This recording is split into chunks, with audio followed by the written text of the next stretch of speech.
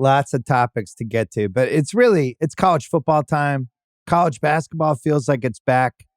I've been thinking about you because, you're a giant college sports fan, a giant college sports believer. Feels like the 12-team college football playoff is working. Cooper Flagg's back. Like, college sports is back. Well, sort of. Yes, I guess it kind of is. But, this 12-team playoff in football, like, it's still keeping things interesting, but in a very different way than it used to be. Like, I'm, I guess, pleased, but surprised that it has changed things as much as it has. And yet the games themselves are still really good. And I guess that really is the bottom line. But it definitely, this is a weird feeling college football season because of the way things are now. Well, when you say they've changed, what's changed? What's different than it was 10 years ago? Well, okay. So when there was a 4-team playoff, and I think this was at times kind of a combative issue for people, but the whole idea really was to figure out who would be the national champion. That was really the only goal. So like last year when Florida State didn't get in, it was because, we know that they can't win the national championship. So even if their resume sort of looks like they should be in, it doesn't make any sense to put them in. The whole idea of this 4-team playoff is so we can clearly figure out who the champion is. But with a 12-team playoff, it's a little different. Now it seems like making the playoff is the reward. Like it seems less about just figuring out who wins in the end. And that has changed things quite a bit. It feels different now. I like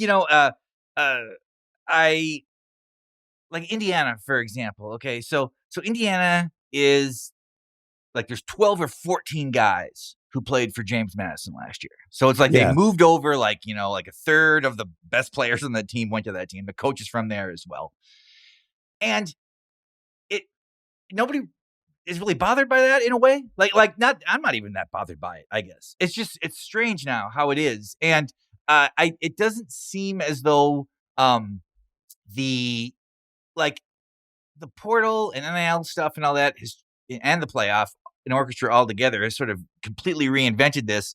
And yet the interest in it seems relatively the same, which I don't know what that says about fans. That they don't seem to really care about the structure of the sport. Maybe it was silly to think that they did.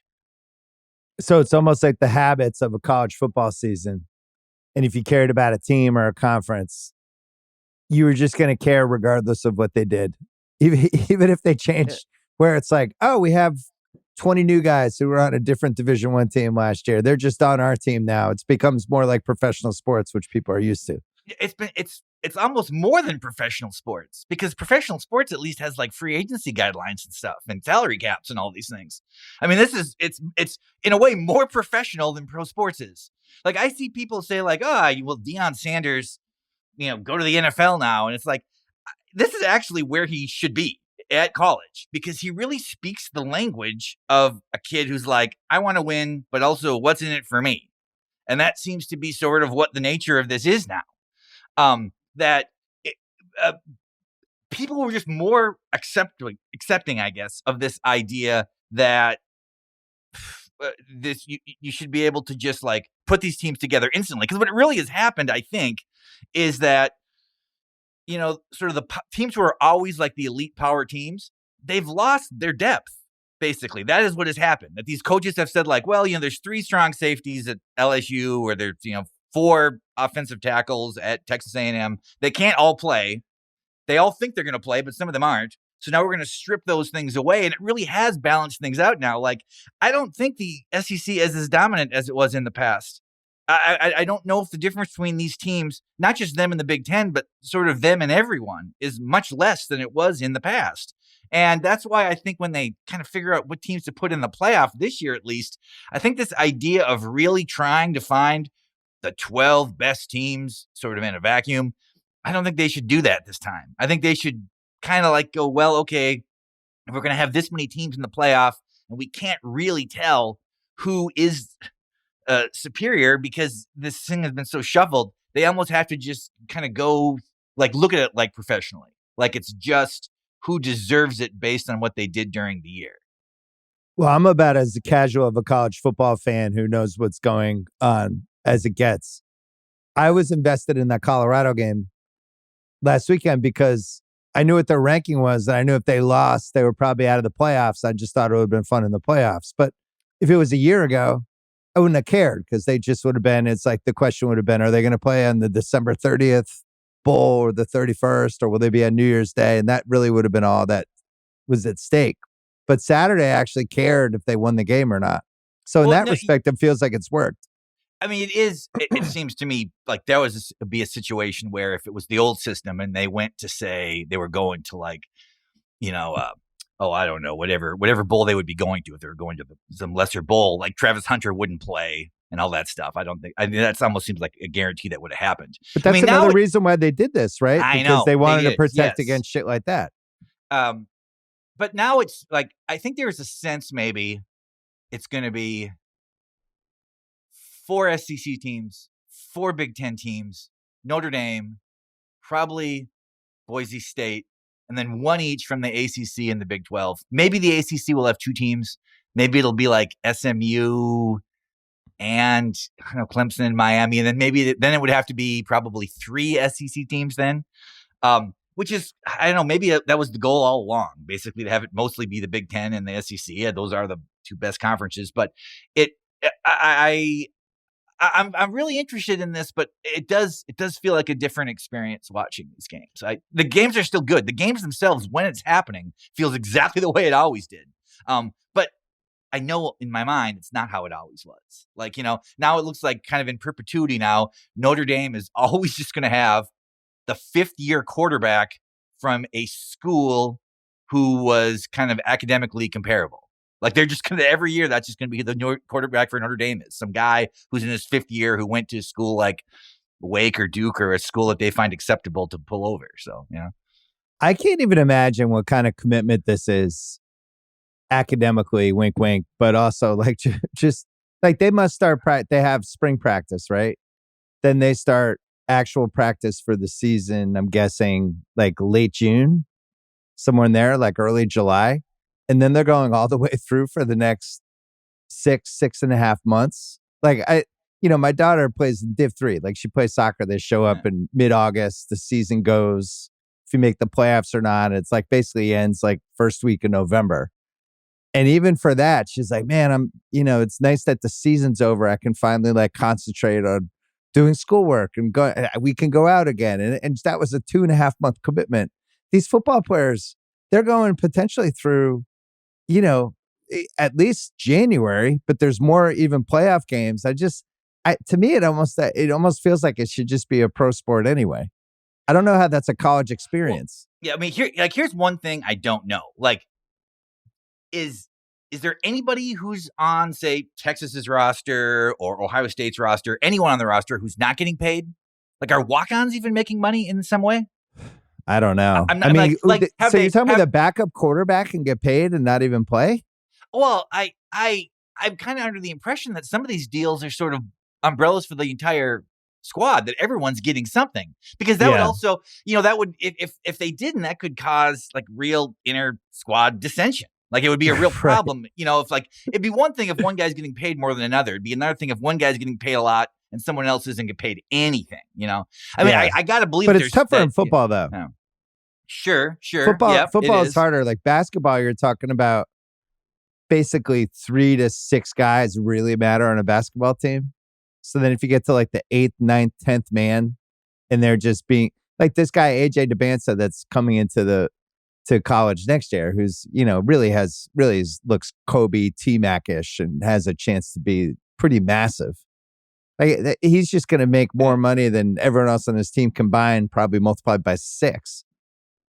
Well, but it's one thing if the money is coming from NIL stuff, like you're in a commercial for like the local sandwich shop or whatever. I think it's another thing when these guys are just sort of like, you see this now that boosters get letters and they're like, we need linebackers, or like, we need, it's right. Like, what are you going to fucking do for us? We need to do this, I think I've said this probably on your podcast before. I've said it many times. To me, I have a sense of where this is going. Like I'll probably be wrong, but I have a sense of it. It seems to me like we're probably 5 years away from the SEC and the Big Ten, and maybe one other conference breaking away from the NCAA.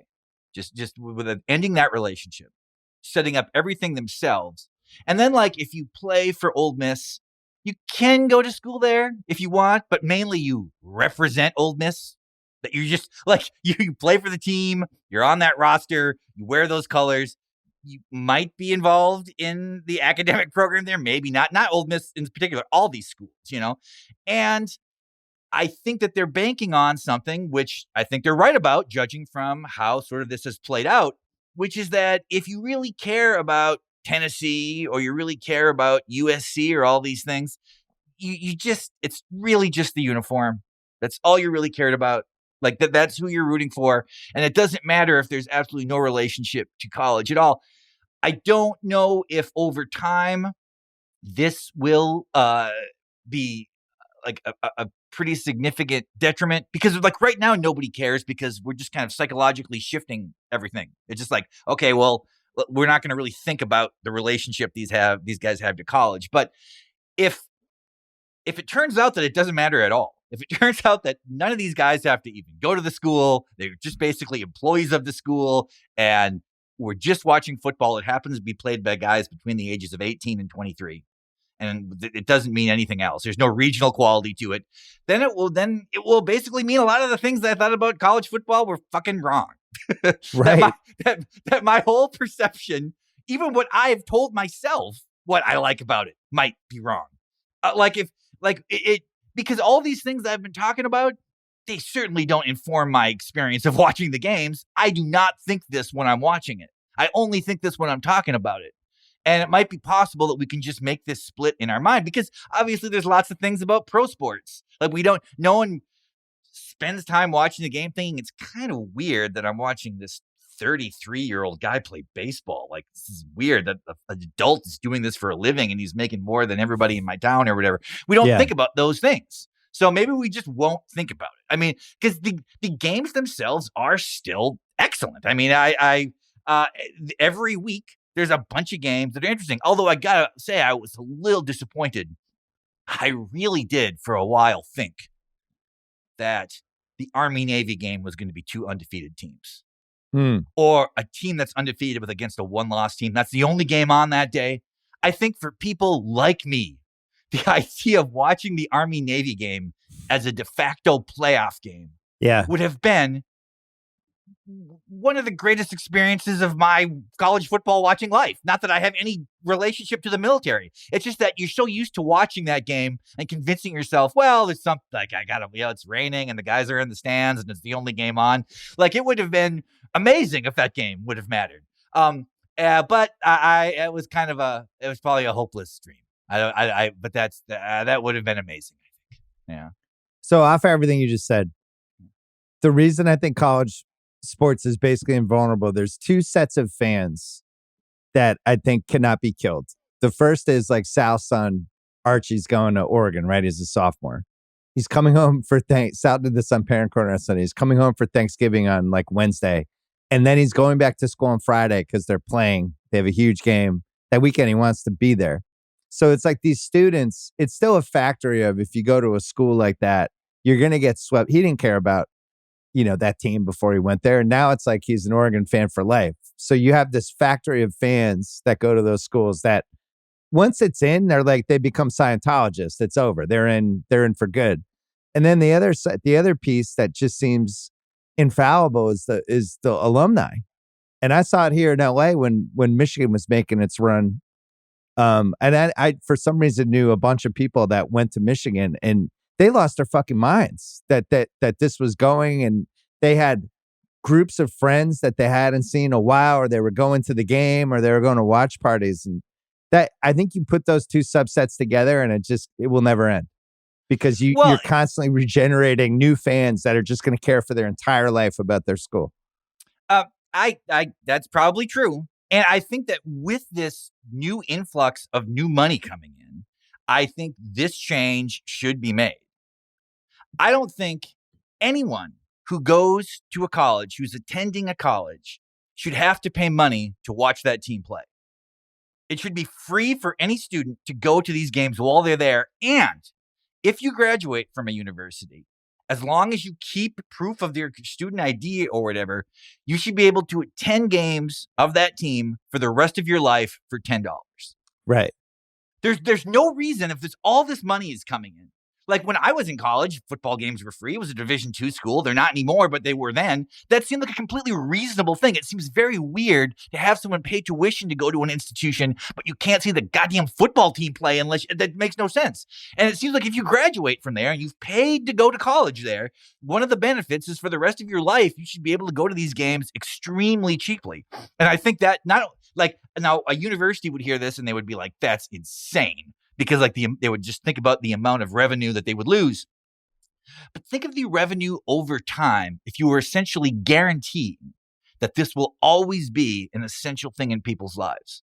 Like, I think it would be good for society. I think it'd be good for sports society. And I think it would be good for the schools over time, you know? You know what's interesting? We've had 50 years of movies that have talked about how stupid this is. Like, what's the point of student athletes? Why can't we move around the system? Like, think about One-on-One with Henry Steele with the Robbie Benson movie. But the big one, Fast Break, when Gabe Kaplan gets one of my favorite sports movies. That's the most politically incorrect sports movie probably of all time. It does not age well. But Gabe Kaplan gets this job in Vegas and he's just like, I'm just going to bend the system up.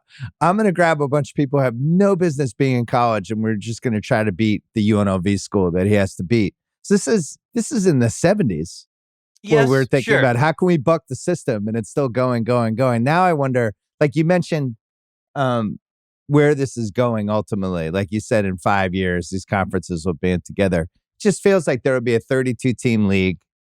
None of those schools will be considered Div 1 NCAA anymore. They just won't even be in the NCAA. And the new Div 1 will be all the schools that are a little more academically serious, maybe, combined with a whole hodgepodge of other schools. They'll have conferences. I think and then Div 2 will be Div 2 and Div 3 will be Div 3. And that's just how it'll be. I don't know if the academic seriousness will be part of it. I think it'll be 32 or say 40 teams, and it will just be the 40 teams who can get into it, and they're all going to want it. Like they're all it's like it's not going to, I think that the value of this is going to be so incredible, the financial value of this, that there isn't somebody, I can't imagine the school, it'll be like if Cal can get in, they'll do it. Like, so you think like Cal, Stanford, Duke. Sure. Yeah. I mean, all of these like high-end academic schools would still be like, fuck it, we're selling out. We're going to be part of this. Well, I don't know if they would consider it a sellout. I think that they would see it as a value added to the university system. But not what you laid out, though. If the people weren't even in the school, I mean, that's like a whole other level. I know. In real terms, it wouldn't. But in the sense that it's like if somebody wants to go to Stanford or whatever, it's like they, I think, would like the opportunity to also have this other institution attached, this football institution. It'd be the same way. It's like I feel like you'd be the kind of guy who you would not love moving to a town that wouldn't have a sports franchise, a pro sports franchise. You'd feel weird about that. I think you prefer to be places where I like knowing that I can go see NBA stars. Exactly. So I just think that's a non-negotiable for me. Yeah. So I think that it's when sort of kids and their parents are making up the idea of what this college experience should be. Part of it might involve, seeing the football team on Saturdays or whatever. So I think that those universities will still want that. It's also, it gives them, such a higher profile. I mean, there are some colleges football sort of raised the profile of like Texas Tech to a high. No one really ever thought of that school at all before they got. How about Boise State?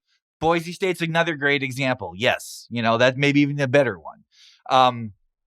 Well, it is funny. Like my son's a junior right now. We're just starting to think about college stuff and trying to put it off as long as possible. And when you talk to like counselors and stuff, they all. And this went with my daughter a little bit too, but they all say the same things. Like, what kind of experience does your kid want when they go to college? And one of the things they'll mention is, do you want to go to a big school, a school that has like a good football team and you just get swept up in the whole campus thing? And it is a selling point for some people. Like you go to the University of Texas, you are now buying into that team for the rest of your life if you care about sports, right? If I'm a freshman at the University of Texas, I will now care about this team for the rest of my life. And some people that's a selling point for some people, or it's an unexpected bonus when you get to that school and you're like, oh my God, I'm completely swept up in this. I And mean, I it don't think does. that's ever going to Yeah. change. I mean, the meaning of college, I feel like, has certainly changed, though. The meaning of going to college in general. That there is like just a super high degree of skepticism now about the kind of elite colleges, with still the understanding that it is this kind of ultimate networking opportunity. So, like, when kids are, when you're like, they're asking your kids, like, what kind of experience do you have? Like, it would seem obvious that the answer should be like, well, I'm going to go somewhere where I can sort of pursue the education I want to have a job later. But that's not even kind of, they've never used that language. They would use the language of like, it needs to be sort of like a satisfying experience because everybody has to be happy. But if now you were all like, the time. you want to be a doctor or a lawyer, maybe you're thinking about differently. Yes, that I was should be thinking the about experience. Yeah. college was so much scarier when we were going to college because you're just being sent off. And if you're going like relatively far away from your parents or your family, it's a big deal, right? You basically, they could call you. You maybe have your phone in your room. They could call and check in. They could write letters. We didn't have the internet, right? When we were in college and the way we had it, but you got sent off and it was like, you were kind of on your own really to figure it out. And I look at the way, like even my daughter, like I talk to my daughter all the time. We FaceTime, I would say almost every day.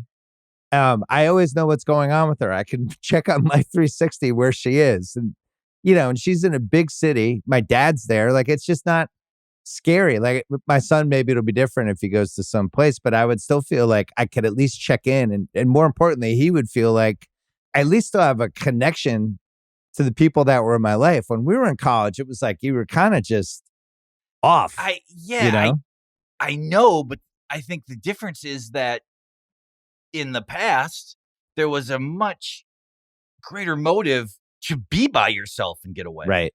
I mean, this is, I saw somebody was talking about, it was just some random person talking about how they had a conversation with someone who'd been a high school teacher for like 34 years or 40 years or something. And they asked them, what's the biggest difference? And the teacher apparently said, and this is of course anecdotal, but it seems to make a lot of sense to me, says that in the past, the default setting for a high school student was boredom. And now the default setting is anxiety.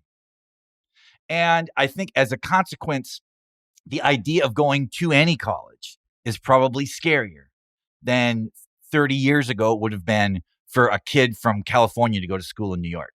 Even though it'd be totally across the country, everything would be different. I think that they were probably more interested in decreasing sort of the static boredom of their life. And now it's the opposite, where it's like, the hardest thing about my life is life. I'm afraid of life or whatever. Not that all kids are afraid of life. I'm not saying that, but I do think that the amount that kids feel anxiety and are told they need to recognize that feeling makes going to college super complicated. I would guess you were more ready to go to college than your daughter is, despite the fact that you have all this relationship with her ongoing, through technology.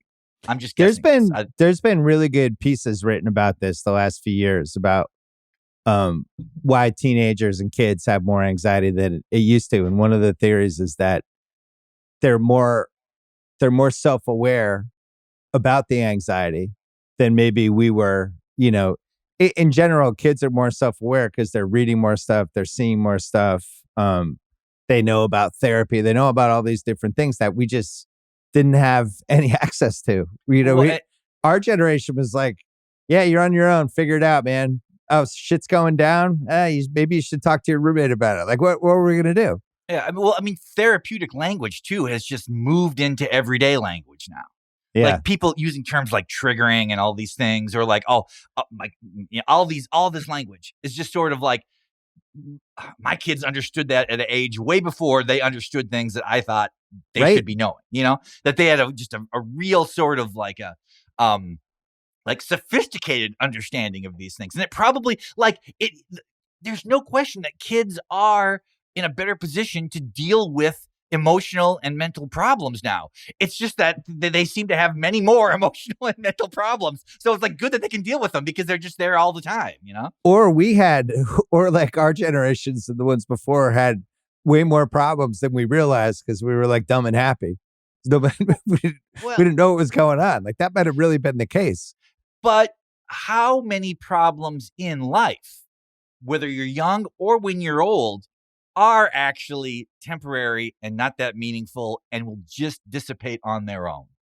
You know, you say like you didn't know you had these problems. You still don't fucking know you had them, right? Because they Right. just happened. They just moved on. It's like, it's really, I think, tricky to tell someone going through this complicated phase in their life that they need to be aware of all the complications. I mean, it's like you have to look for them almost. And it's good in some ways. You were going to bring up the election. Let's go.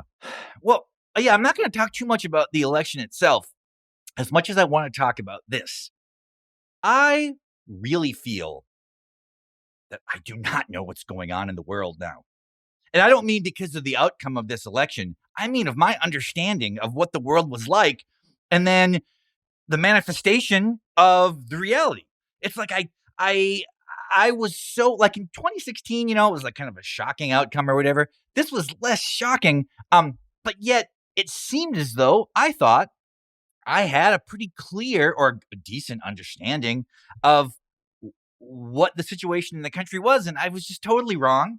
It's like I think the country is we spent so much time, myself included, talking about how polarized the country is. I think in a lot of ways it's much less polarized than we realized, especially on a whole handful of issues. I suspected you were one of these people where I after the election, I texted people and I just said like, yeah, on a scale of 1 to 10, how surprised were you by this election? Not how you feel about it, just how surprised you were. And I found kind of a disturbing pattern. Okay. There are some exceptions to this, but for the most part, all the people I texted are, they're intelligent people who follow the news, but some people really follow the news. Some people voraciously follow it. They follow all the narratives. They kind of know anything you reference. They're like, oh, I already saw that story or whatever. Those people all gave answers like 8, 9, 9.5. It didn't matter what their political leaning was. Like if they were really engaged with media, they were shocked by not just the outcome, but the fact that Trump won all the swing states, that he won the popular vote, all of these things. The people I know, like a lot of them are like doctors and engineers and stuff, who follow the news but don't give a shit at all about the narrative. Like when they look at the New York Times website, they do not look at the right side of the page. They look at the left side of the page. They all were like 1, 2, 3. Like they weren't surprised at all. And I now sort of have the creeping suspicion that engagement with media distances us from reality. That the more information I get, the more information I take in, the less I understand the world. And I don't know what to do about that because that's a real issue if that is true. And that's how it feels for me now. My perception of what the world is being so shaped by these things that I'm not even close to what's actually happening. Do you feel this way? Like how? The betting markets would agree with you because the betting markets, I think like 5-6 days before the election, Kamala was almost even. Yes. And part of the thinking was the abortion, women are going to come out for this. People don't realize there's a lot of women even telling who they're married to or people in their lives that aren't coming out. So you'd hear that. There was an Iowa poll, right? That it was like, wow, she's doing great in Iowa. So when you're talking about how the media influences stuff, a lot of it is just the media are influencing narratives that if you want to believe the narrative and you hear the narrative, you grab onto it, right? So you see the Iowa poll and you go, well, that's a great sign. She's doing really well in Iowa. So it almost feels like stuff was nudging people different ways. But to me, it was like, I thought when Elon went on Rogan, I felt like that was the most important part of the election, whether people want to admit it or not. Like Rogan coming out and saying that he was going to vote for Trump and that he was in on Trump, I think that influenced people. And I don't know if another media figure has that kind of power to shift votes. I'm not blaming Rogan one way or the other. I'm just saying there was real momentum that I think some people didn't want to overlook because they were like, oh, look at the Iowa poll. But I mean, isn't that a little bit of reverse engineering though? Because I think that's what every election is. Well, it probably is. Okay, but if that's true, then we have a bunch of things to rethink. Because in a sense, it kind of looked like, well, Oprah, Taylor Swift, all these people, they endorsed Harris. Nobody cared. didn't seem to have any influence. But now we're like, celebrities had no impact at all. But you just said that you think that him going on Rogan was one of the biggest things. Like Rogan's endorsement mattered. It only because it worked out that way. I don't think any of these endorsements mattered. I now think that basically any Republican candidate would have won this election. I think that it, if Nikki Haley would have ran, I think she would have won probably by a very similar margin.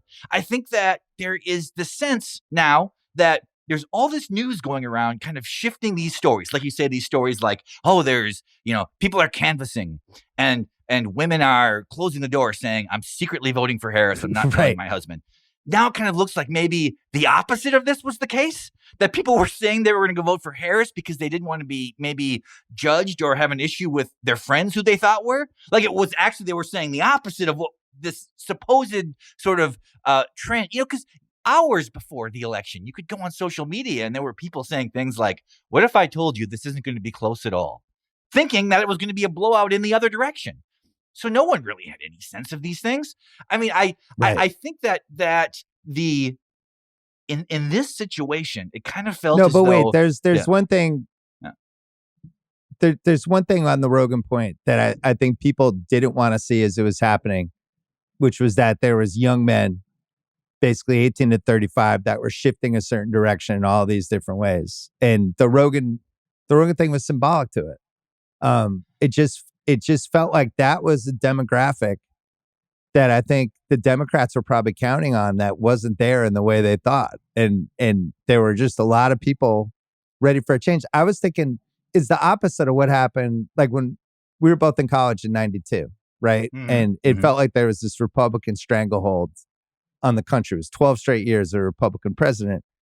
And Clinton kind of showed up, a year before the election. He became the hot young candidate, and people kind of got swept up in it. And just in people our age or around in the college campuses, all of a sudden something shifted, and you could say this was legitimate, or maybe this is what we wanted to think. But all of a sudden, like Bush, who was heading into his second term, the older Bush, he just felt like this old establishment that people didn't want a part of anymore.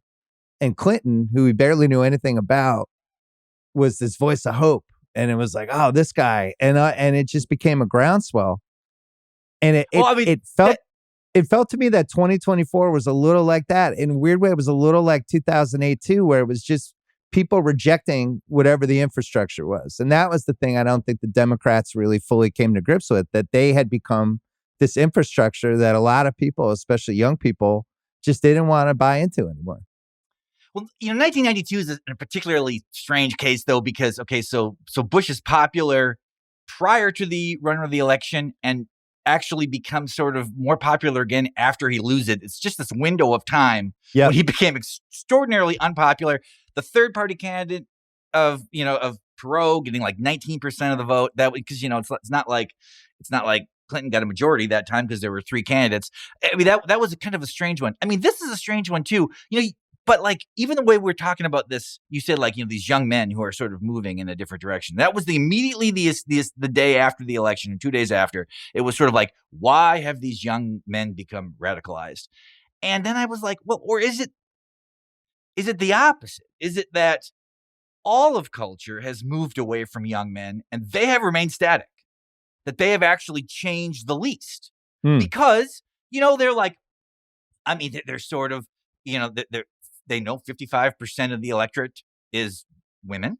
60% of people in college now are women. So if you're a college age student and you're a guy in a class and like you see someone wearing a t-shirt that says the future is female, maybe you conclude, I guess it is. Seems that way to me too. And they maybe just did not, they were like, we're just going to sort of check out in a sense, not pay attention, but just we're not involved with the way culture is changing, and everything else in culture changed sort of to, leaving them behind maybe to some degree. And they were kind of like, well, I'll vote for Trump because he doesn't care either or whatever, however they thought. I don't want to say, I don't here again, I feel very reluctant to even give this opinion because I feel less confident about any of these things now. Like I really have a sense that what is really happening in people's lives is the chasm between that and the way American life is projected through mass media now is so vast that the projection is actually giving us confusion over the reality.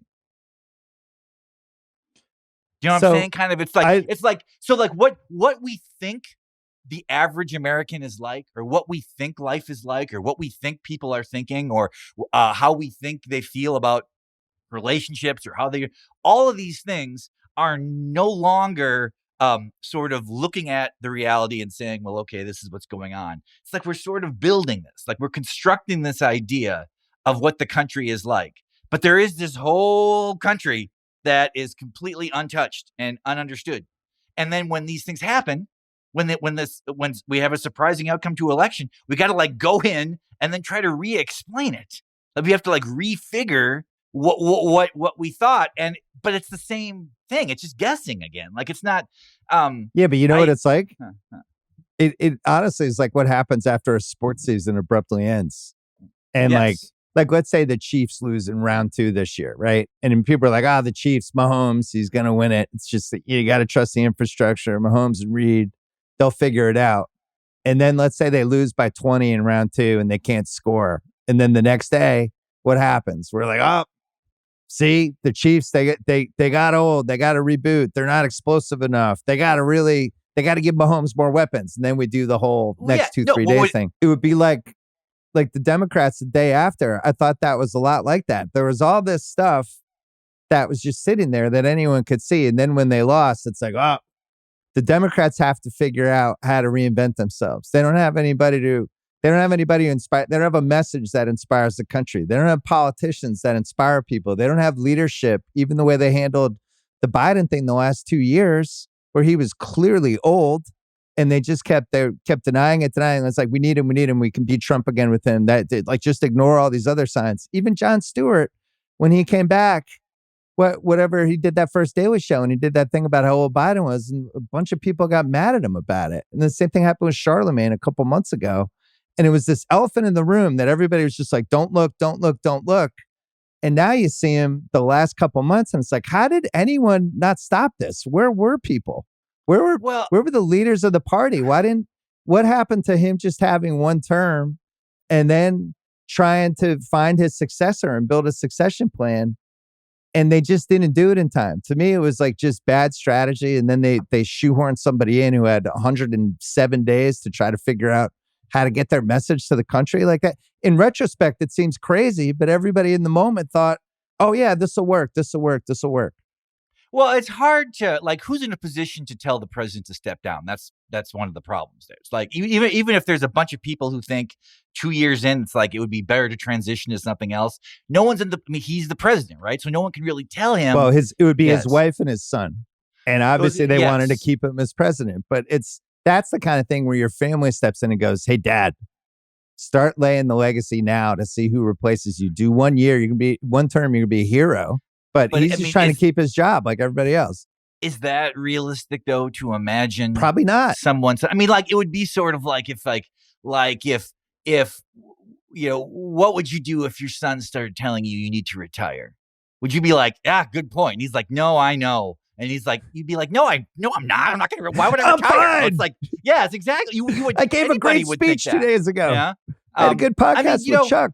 It seemed as though the shorter runway, I thought, would help Harris, right? Because you would have all this enthusiasm and it would kind of bleed on through. I think one of the things that you mentioned that is a real problem though, and this is the kind of thing that I feel like it was my own fault that I was sort of deluded about, which is that the day after the election, many Democratic strategists are like, yeah, we shouldn't have done this thing. I don't know why we were saying that. Like they almost immediately admitted that they regretted this.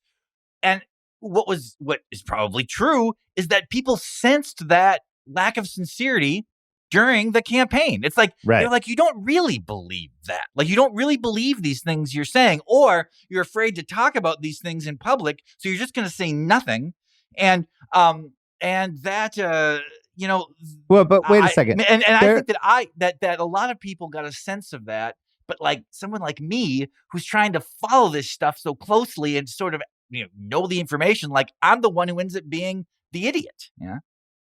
Yeah, but even in the moment, like their whole strategy with Kamala was they were basically treating her like she was a game manager quarterback in football, right? Like just try to get us some first downs. Don't say too much. Let's try to protect certain things with you.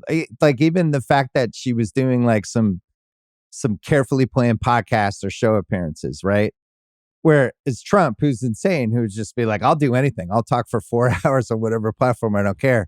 And she never found that middle ground. I still never felt like I had, even after those 3.5 months, I never felt like I had a complete sense of everything she stood for and what her message was. And I think if the Democrats probably learned anything from the last 2 years, it's like people still want to be inspired.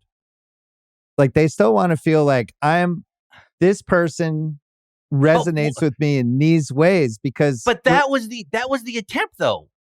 I mean, up into the getting down close to the election, it was sort of like the Republicans have this cynical view, this nihilistic view that America's getting worse. We don't think that. We think that we're and it didn't work. It didn't. But that's happen. what everybody says during every election. It's like are you better off 4 years now than you were 4 years ago? That's like we've been watching that for 30 plus years with both sides, right? That's what when you're the other side, you always try to make it seem like the other side, everybody's worse off. That's the dialogue of an election. I mean, like, and sometimes it's bullshit, sometimes it's real. Well, is it ever real? Is it really? Maybe it's not. What does it's like you learn about the Chiefs, for example, because if the Chiefs go to the playoffs and lose immediately. If they lose immediately, then, of course, the response will be like, well, they played all these close games during the year against relatively bad teams, and they barely squeaked it out over and over again. They can't do it forever. If they win, of course, then those same wins validate why they won. It was like they were always ready to just, flip the switch and turn it on. So anything in the past can prove anything, right? Like all these things that people have been saying about Harris, if she had won, would still be part of the discourse. It would just be, see, it was right. It was true.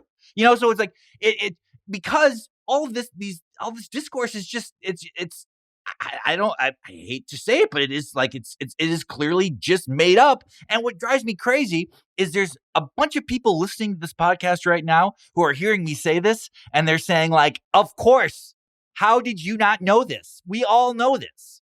And like right. But they're justified in saying that. It's like I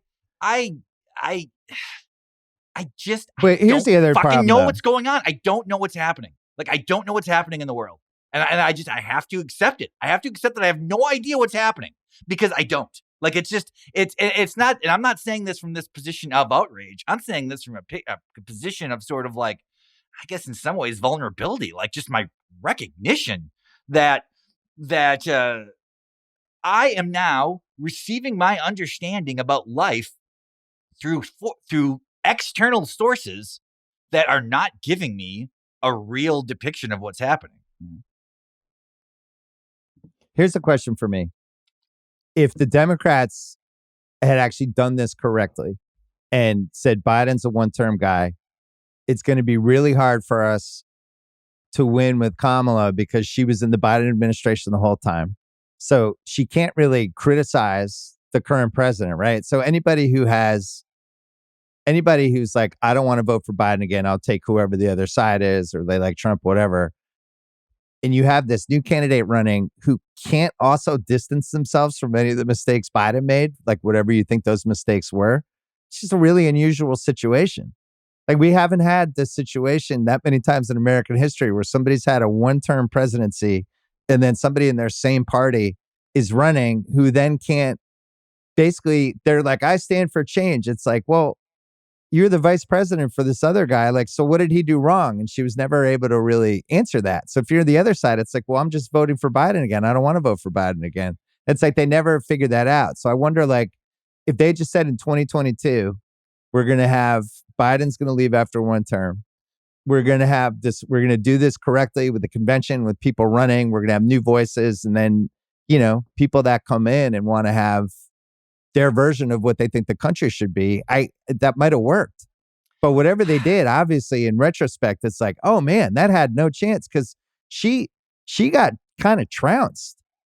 like in Well, ways that when you look at some of the polling data were pretty surprising. Well, it is weird how, okay, in a sense the election is proving to be the popular vote is going to be closer than it initially seemed. But it's a little bit like if Ohio State plays Michigan and it's 28-3 at halftime and half the crowd leaves, and then the final score ends up being like 31-24. It still feels like a blowout. That's kind of how it was. I think some people felt like I don't have to stay up all night to see who wins this election, and it was over so quickly. It kind of creates the sense that it was a bigger blowout than it was. I guess now I'm pretty skeptical of this idea. You're saying like, well, if they had done this messaging, or if they had sort of been better at explaining this, it would.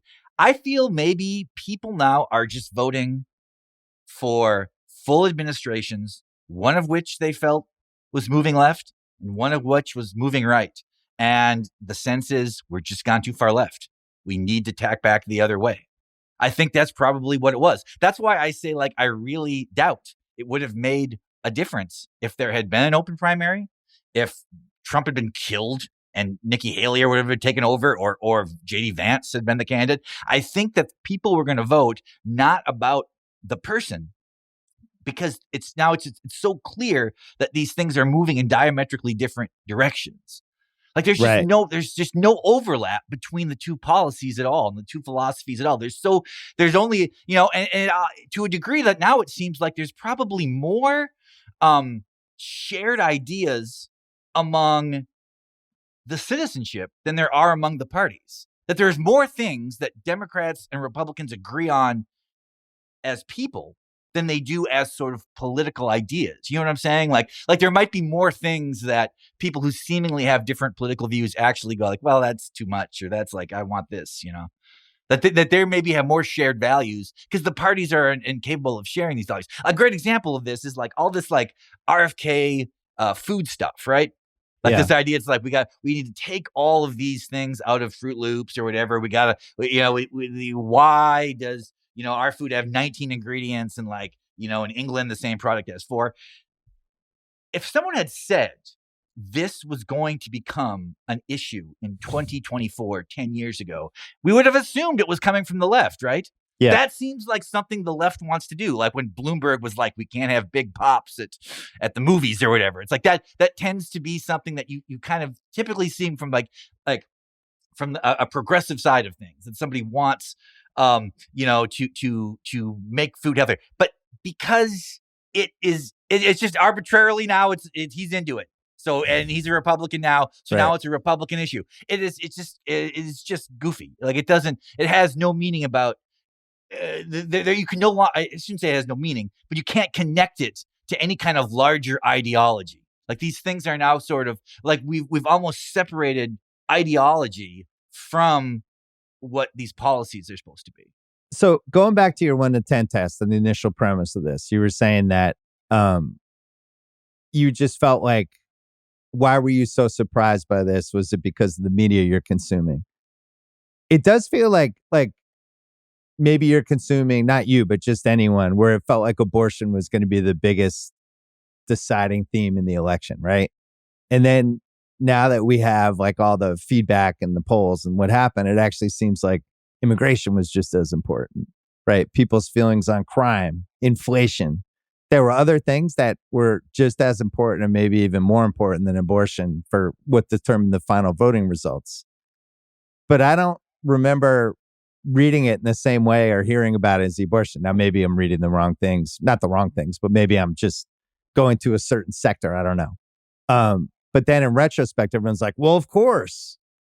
And that goes back to, I think, your point of like, sometimes you don't know until the election happens. It's almost like a game. It's like, well, that clearly was more important. Yeah. It's like, how would we have known that a week before the election? I don't know. Well, yeah, it is. I mean, abortion is one issue, and there was a sense that this was going to be a real critical thing. That there were people who would maybe. I think the assumption was it was actually, here's a better way to describe it. It was almost sort of like we conceded that it was going to be a huge issue.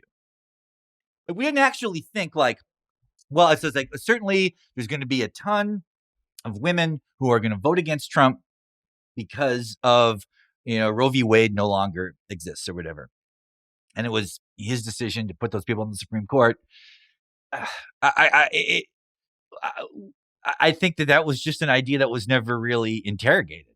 I think that the idea of that the way we perceive who is in favor or against abortion is probably not accurate, or not as accurate as we think.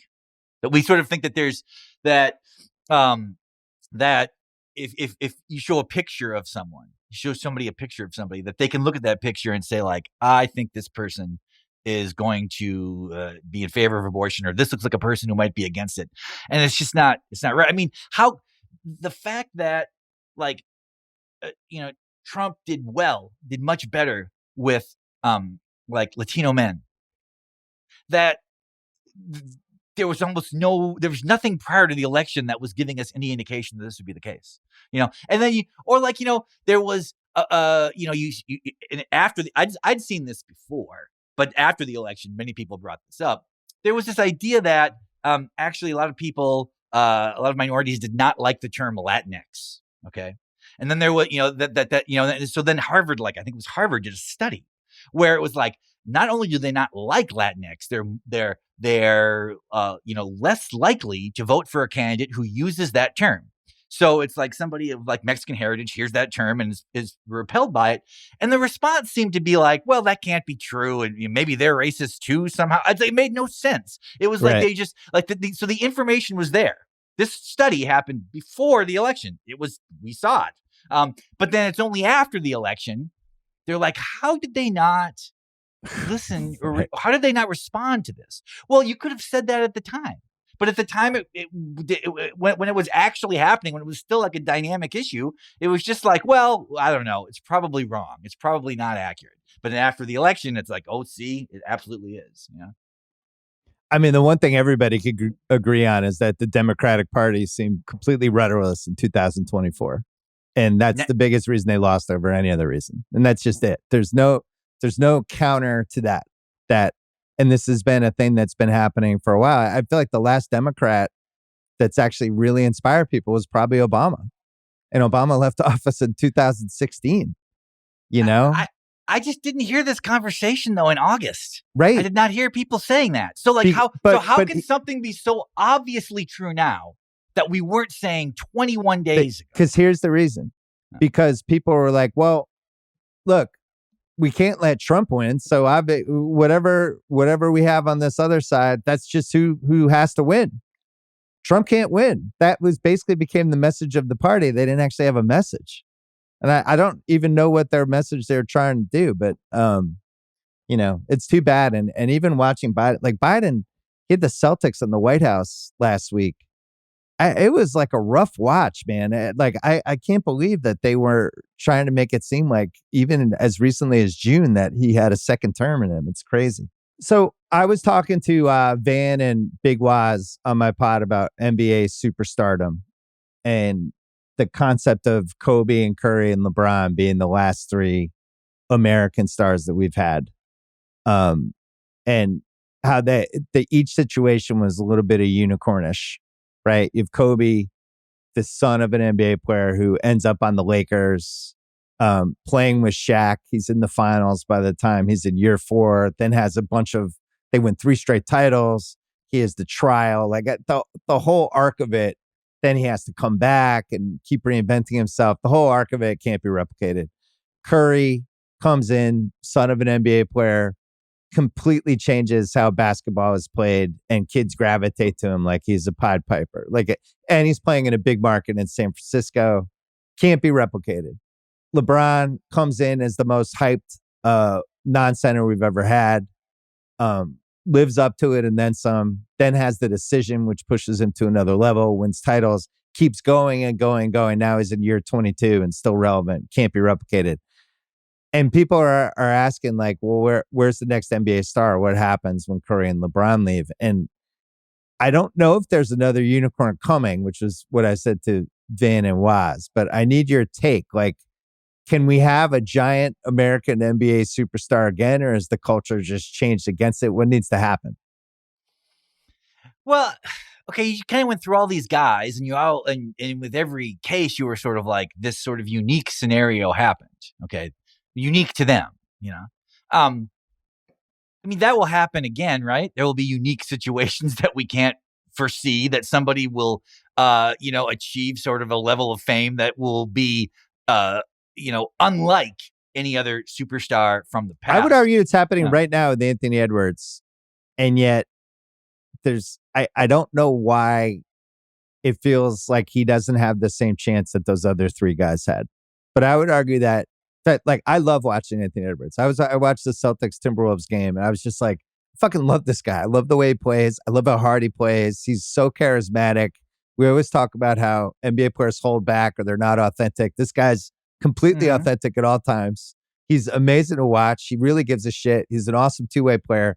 And yet I don't think he'll ever be as famous as Kobe was.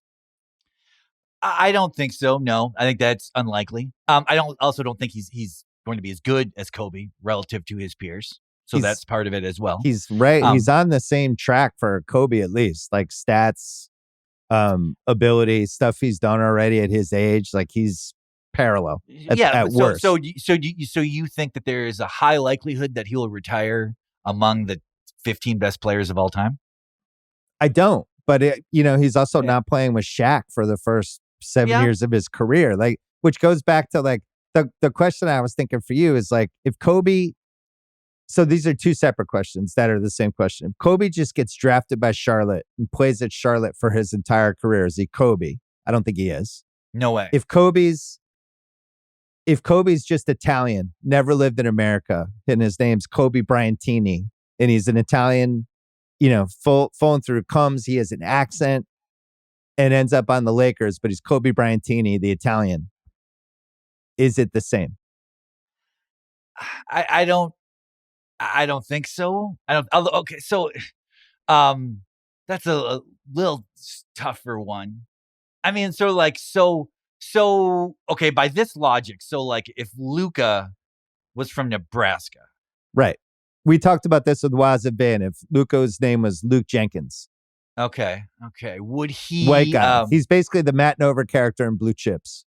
He's like grew up, he had a tractor, his dad had a tractor, and it's just... Because there's this whole other piece that a lot of the best guys in the league now are foreign, and we haven't seen a foreign player yet resonate with American fans the way that, those three guys that I mentioned, plus MJ, plus Bird and Magic, no foreign player has been able to even touch those six guys. Huh. Well, we did a podcast before, I think, Wemby's rookie year, or maybe during Wemby's rookie year. And I said that I thought he was going to have a good rookie year and a good second year. And he was going to have sort of a statistical explosion his third year. You're on pace. Yes, because I feel like this year, is probably going to be very comparable to his rookie year, a little better. He's getting a little more time. But I think he could have like I don't know, I wouldn't say a Wilt-like year, but like he could have some real, I think he's going to have a couple seasons where if he's healthy, he'll have some sort of insane numbers. He'll be an interesting test case, I think. Like but like with Luka would be more, I think, popular among Americans if he was an American player. But I also think that there's also sort of a certain cachet to him because he's a foreign player. I mean, it's really hard to deduce of like what is the level of prejudice against European players, because it's a different kind of prejudice, right? It's a different kind of prejudice than sort of a solely sort of race-based or faith-based sort of prejudice. Like if someone doesn't like a foreign player, or doesn't like them as much as they would if they were American, or they're apathetic. It's the apathy is the number one thing. I do think sometimes it's just the sort of the ease in saying the name and sort of like the understanding of what this person is like. I mean, certainly, like Joker should be as famous as any athlete in the country, right? Shouldn't he be? I mean, it's like Yeah. in terms of what he has accomplished and the way he plays and all of these things. And he is a popular player. Like you mentioned Cooper Flag or whatever. So, how good does Cooper Flag have to be to sort of become the biggest player in the league? Are you sort of suggesting that Cooper Flag could be a tier below Anthony Edwards and be more famous? Does he need to be the best player in the league? Well, they're both American. Yeah, they're both American. Yes. No, I would say the comparison to me would be Cooper Flag versus like Tim Duncan. Okay. So, and Tim Duncan, he's from St. Croix, but is somebody that I don't think resonated and probably in the way that he should have. And even now, I find myself trying to defend him all the time. He won 5 titles, 2 straight MVPs. I think who are you defending him against? Who's criticizing him? I think as the years pass, especially like if it's a basketball reference / TikTok culture of Tim Duncan, like he's just not going to do as well, because his game and the stuff that he was good at was so day to day, week to week. He didn't care about stats. He affected his team in all of these amazing ways that I just think as the years pass, people are going to start chipping away at it. The same way that Karl Malone's going to gain steam as the years pass. You're like, oh my God, look at those Karl Malone stats. With Cooper Flag, I don't feel like that's happening though. I don't feel like Karl Malone's status is being elevated over time. Well, he has other issues, but no, I'm just saying if you're basing it on stats and you're in 2075, the year 2075, just studying basketball players, you'd be like, oh, Karl Malone, if he just won a couple more titles, he's right there with Tim Duncan. And it's just like that wasn't the case. But with Cooper Flag, I think you'd have to win titles. You'd have to be this Duncan KG type player, which I think he is. And then it depends on the situation. Would people root for that in a different way than they would root for it if he was, from a European country or he was like from Slovenia? Like, I do think people would have more of a connection to it. It's the sad reality of how NBA stars are treated. He's from Maine. He grew up idolizing the '86 Celtics. Like that shit's going to play a little differently. Wemby is the interesting test case for me, though, because it seems like if he doesn't get hurt, he is going to be the dominant player in the league at some point. And, what is that going to look like? Is that going to sell shoes? Is he going to have the most commercials? Like, I'm just dubious because we've never seen it before. I said to Waz and Van, Hakeem, who was amazing, who was one of the 12 or 13 best players ever, who was super fun to watch, who was great to watch in person, who was unlike anybody on the planet, who beat Shaq in an NBA Finals, who won 2 titles without really an All-NBA player on his team, and had one of the best 3-year stretches in the history of the league, is just not as famous as Shaq is and wasn't as beloved. And I think if you ask most people who had a better career, Hakeem or Shaq, just about everybody would say Shaq. Yeah, well, it's possible that right now that might happen. Yeah, right now they would say Shaq. I don't know if they will in 10 or 20 years, though, because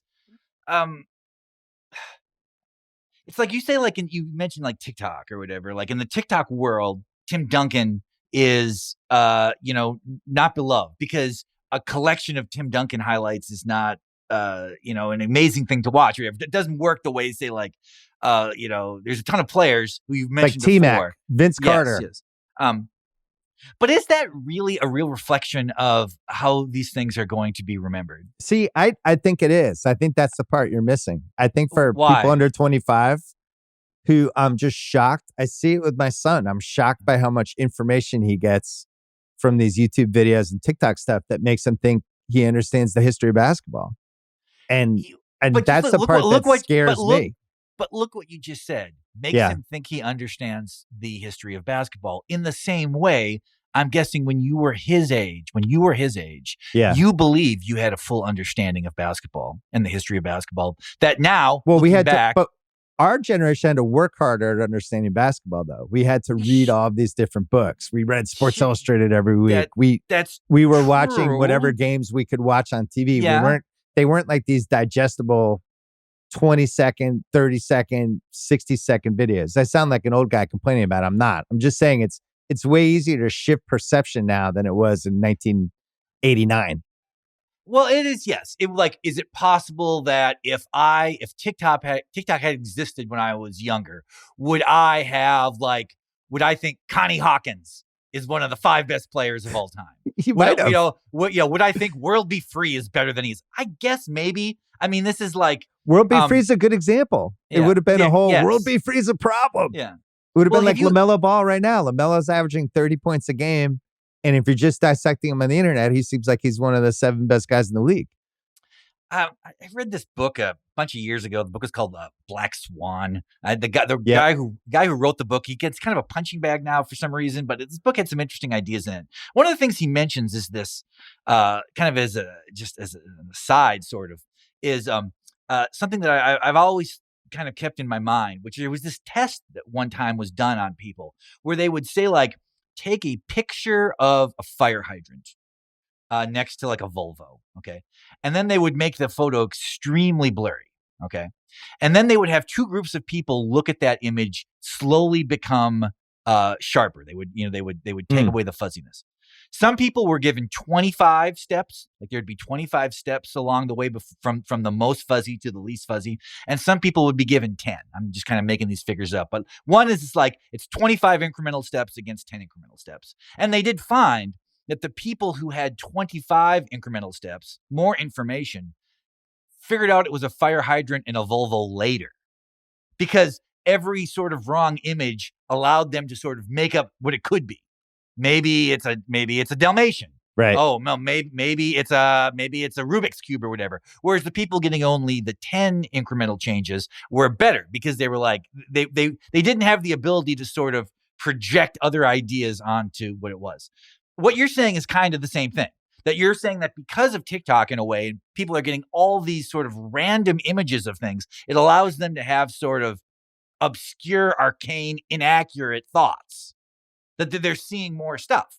Yes. That could be. That's not such a crazy I think the thing. perception right now, if you ask an entire generation of people under 30, who is better, Kobe Bryant or Tim Duncan?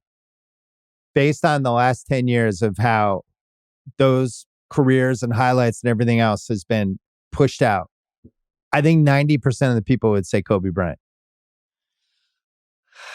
If you ask anyone under 30 who is better, Kobe Bryant or Tim Duncan, I feel like Kobe would get 90% of whatever this imaginary vote is. Okay, but this is a mistake that you make and a mistake I make too sometimes. But one thing is like these ideas, like if you ask the random person under 30. I'm saying anyone. I'm saying every single person under 30.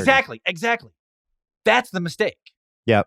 The idea that sort of like we can have an understanding of these things by casting the widest possible net. So any random person's ideas have to be sort of taken seriously. But that's not actually how it works. Like if we, say with music, for example, when we think about like, which acts from the past are significant, it can't be that you ask every single person, like who was, who had a bigger impact on music, if you ask like Fleetwood Mac and the Velvet Underground. Well, it's like more people have obviously heard of Fleetwood Mac. They're going to give that answer, right?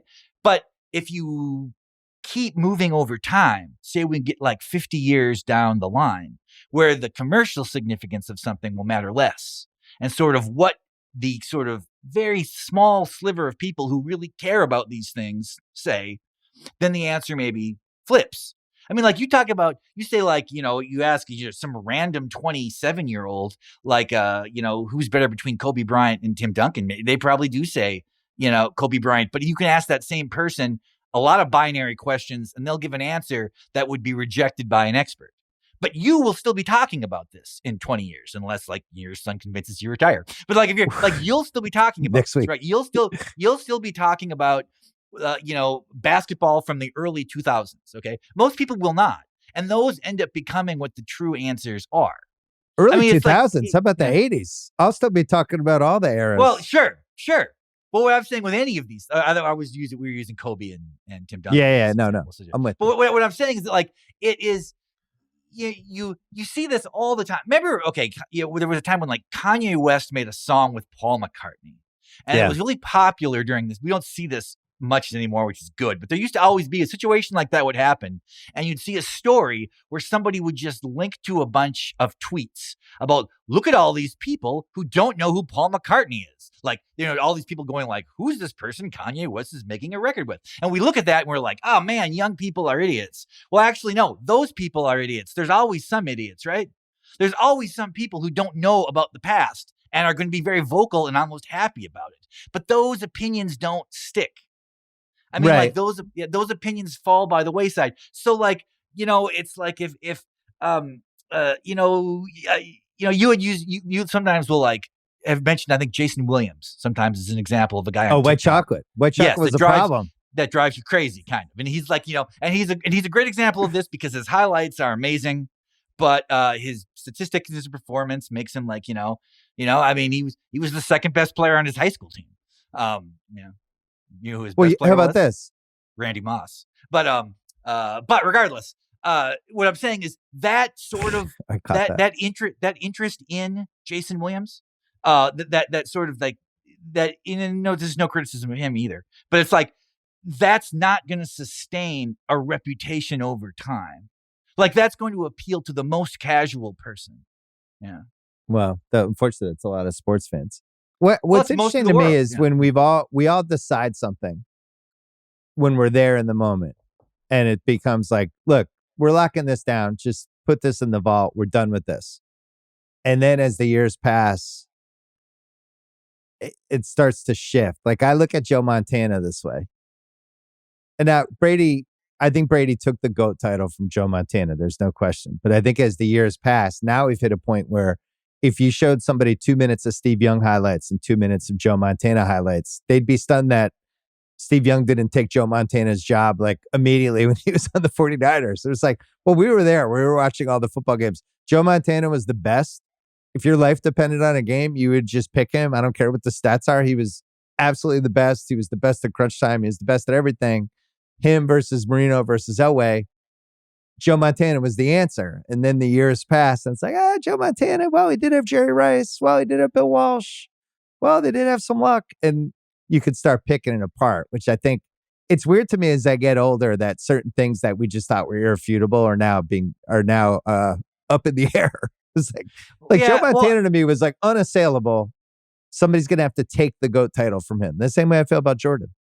Well, it would have been interesting if Montana had not went to the Chiefs. Not that he played poorly with the Chiefs, but he went over there, and if he had just ended his career after, say, the fourth Super Bowl or whatever, I think it would be different because not only then did the Niners win with Young, and that Jerry Rice basically had similar statistics with both guys. It was almost like they did seem a little bit, like irreplaceable in that regard. And then there was a whole glut of guys who came after Montana in the 90s, who, who had kind of huge years and didn't seem that far below him. Like the Favre types, yeah. Favre, sort of the end of sort of looking at Marino's career and the statistical achievement, the fact that Elway still played pretty late into the 90s effectively. Steve Young did have a good period there. Jim Kelly had some great. Jim Kelly had a good run. Fun to bet against. And it wasn't as though like when Jordan left the league, and there did feel like, well, now there's this huge hole and this huge gap, and the best guy now is not even like if Jordan comes, while he's playing baseball, the assumption is he's the best. Well, let me ask you this, and he comes back. Yeah. Why do we spend so much time football is way more popular than the NBA, like way more. It's not even close. Yet we spend way more time talking about legacies and all-time greats being measured against each other and how the current guy measures against some guy from 30, 40 years ago than we do with football. And it almost makes me wonder, do we just not understand football? Because the only things I will believe till the day I die or until somebody passes them. Jerry Rice is the best receiver I've ever seen. Lawrence Taylor is the best defensive player I've ever seen. And those are like the bars to me. And I don't even, I wouldn't even bother like doing evidence because it's a little harder to do in football. Montana was the QB for me and then Brady took it. But I just feel like that's always going to be the case for me. And I don't think people would challenge it in the same way they would with the NBA, right? The NBA, and I don't know why that is. Well, okay. I have a theory on this, I guess. Okay. So again, last podcast I did this. So we're working on this book, and this is something that's going to be a part of this book, and I don't want to talk too much about it. But okay. Football has... Wait, did we do this last podcast? Well, no, I was talking about why football works so well on television. These are all part of the same book. This book is about kind of the socio-cultural meaning of football in a very broad sense. And one of the things that I write about in this book is that this kind of paradoxical advantage that I think football has, because I'm going to say something that's going to sound real bad and real negative, but actually works to football's benefit, which is that football is a dehumanizing enterprise. Football dehumanizes the people on the field. We can't really see their faces. Their colors are the colors of a football uniform matter more than any other sport. Like it's very easy to watch a college football game if like Tulane is playing LSU or something. Just the matchup of those colors is enough to sustain it aesthetically. We don't even have to think of the guys. It's it's a completely controlled sport with like such a hierarchy. The plays coming from a guy in the box down to the coach on the sideline, who's then putting it into the quarterback, who's then relaying it. Nothing is happening by accident. There is like that famous, Dave Hickey essay, The Heresy of Zone Defense. Are you familiar with this? Okay. Yeah. Basically, this art critic wrote this great essay about basketball. And his whole thing was that all the rules and all the nature of basketball should be pushed toward freedom. Because that's what we think we want from sports, right? We think we want to see the players be free, have unlimited agency. And if in a conversation, that's how it works. So when we're talking about superstars, it's great to talk about the NBA because we see these guys. We really know these guys. We feel like they do. But football's success comes from the fact that it's not dependent on the people. It is dependent on the actual game. What people love about football is not the things around it, but what is literally happening between the sidelines and the end zones. What's going on there? That is what matters. So basketball is the exact opposite, right? What people seem to care about now is everything else around it. Everything around basketball seems more meaningful than the actual sport. Yeah. We talk about basketball as much in August as we do in the season. Right. It's almost like the games have taken on this strange, like almost perfunctory role where they're only there for all this other stuff. And because of it, it becomes completely based on the quality of the celebrities involved. So when LeBron was at his apex, when Curry was doing great, Kobe, you mentioned, it was like, we're seeing these guys, these people, we're seeing these people, these humans doing this, and they're awesome at it.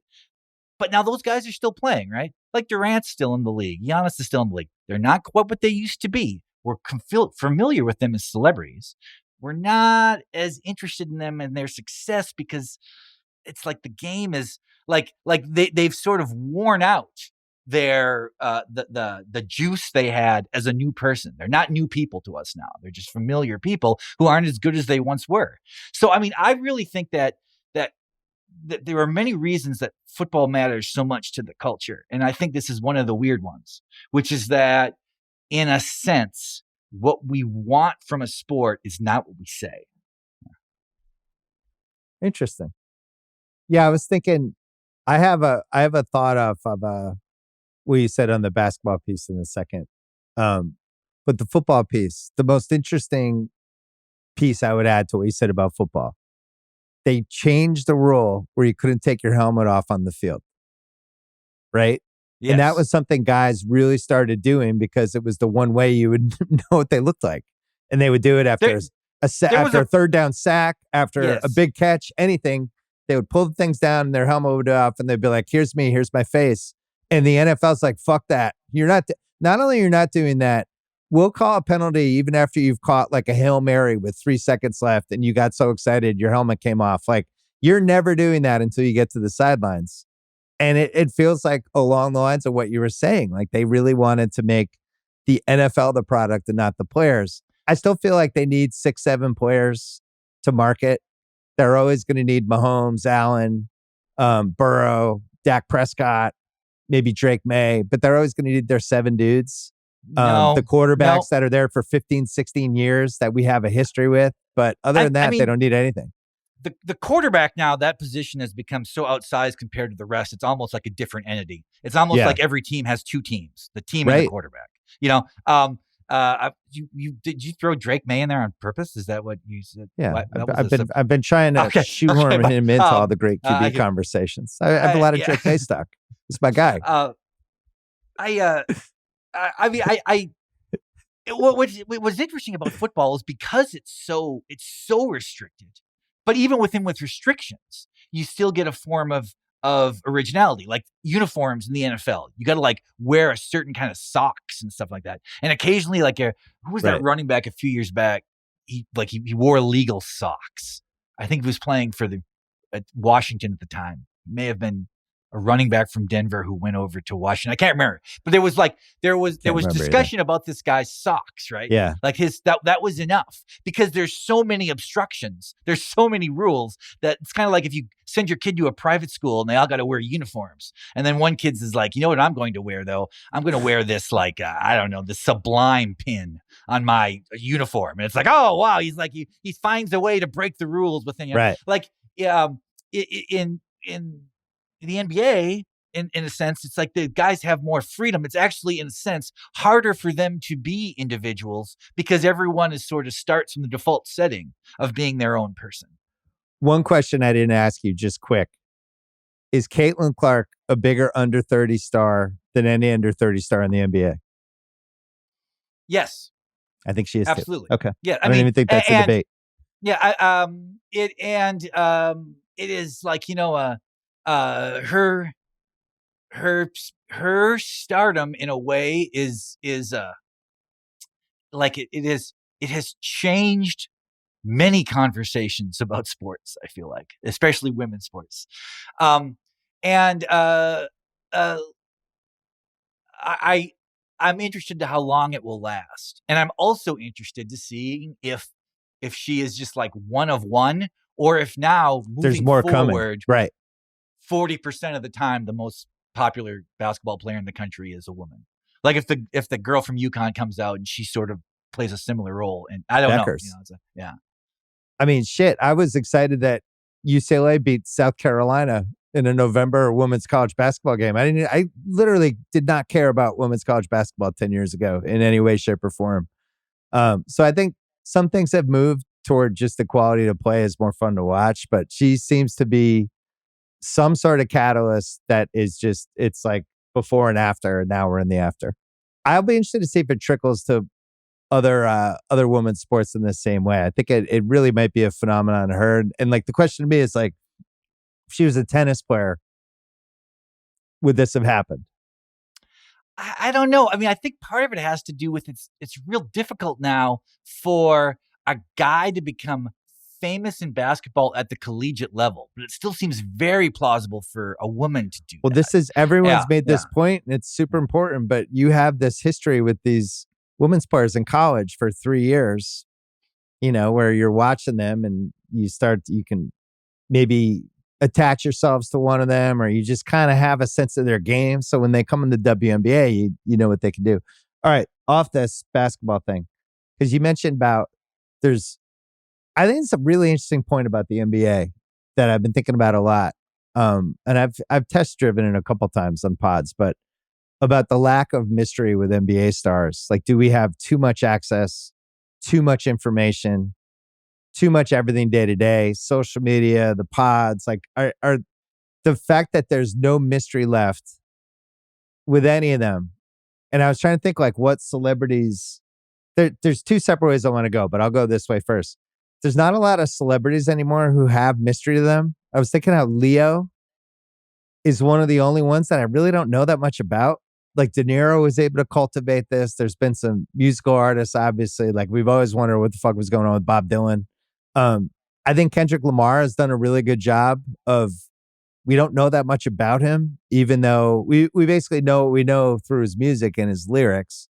And I wonder with NBA players, because I was thinking about it's a 30-year history of follow a team or a player behind the scenes through a documentary or a docuseries, right? Because Hoop Dreams came out 30 years ago this fall.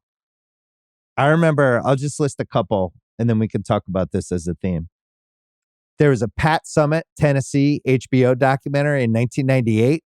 I think it was called like the Cinderella season. It was like just a year behind the scenes with Tennessee's women's team. And it was amazing. It was like, oh my God, I can't believe they're showing this. And you just had all of this access of, at that point, all we're doing is watching a team on TV. You just like, now all of a sudden I'm watching them in the locker room. I'm watching them cry after games. It was incredible. Hard Knocks in 2001, that Ravens series, where all of a sudden we're with Brian Billick and Ray Lewis and we're watching them practice and cut guys. That was amazing. There was a couple MTV Cribs episodes with athletes. I remember they did a Steve Francis one that I loved that I remember writing about at the time where he went to buy like a Ferrari. There was an incredible Zach Randolph one. So you got a little insight there. There was an awesome show that, by the way, is not on YouTube, which I can't believe. That show, The Life on ESPN, they followed the Clippers for like 6 games and Quentin Richardson and Darius Miles. And it was like, here's what these guys' lives are like. I was like, this is the most interesting thing I've ever watched. Then it started to shift. We had that Barry Bonds, what was that called? Bonds on Bonds, whatever it is, that 2006 show where it was like, it took a lot of criticism because it was like, no, this isn't authentic. We're not getting, this isn't journalism. It turned into a big debate at ESPN. This is, should we have shown this or not? Kobe doing work, the Spike Lee thing that he did in 2009, where it was like, what is this? And then 30 for 30, that's when 30 for 30 really took off and the HBO docs were still full swing. And we had a lot of these looking back documentaries. Like we didn't do any follow the team documentaries at all in the first 2 volumes. But we did do the Steve Nash finish line thing that we did for Grantland, where we followed him during the season. And I remember, and you can go back there, pretty interesting actually, about he's near the end of his career, trying to hang on, and we're just documenting him. And we started, instead of making a documentary, we said the crucial tweak was, let's run these episodes in real time so people can watch them during the season as Nash is playing. This will be cool. Nobody's done this before, which nobody had. And it was really cool. I was really proud of the finish line. But that eventually led to, there was more and more stuff like that because the videos got better, internet video got better, YouTube. There's all these different ways to do real-time stuff, leading to the first season of that F1 series, Drive to Survive, which completely invigorated and changed the sport, made it appeal to people in America. And I think that was like 4 or 5 years ago. And I wonder if we're at the finish line of all this stuff now, because that Starting Five show on Netflix, people didn't care. Yeah. I wonder if we just have too much access to everybody. And I know personally, like I see this stuff now advertised or whatever, and I'm just like, I'm probably not going to watch that. Whereas 20 years ago, it would have been like, oh my God, we're in Anthony Edwards' house with his friends. Like I'll pay whatever the price is for this. So are we at the end? Okay. Well, okay. I have a few responses to that. Okay. I figured you would. Yeah.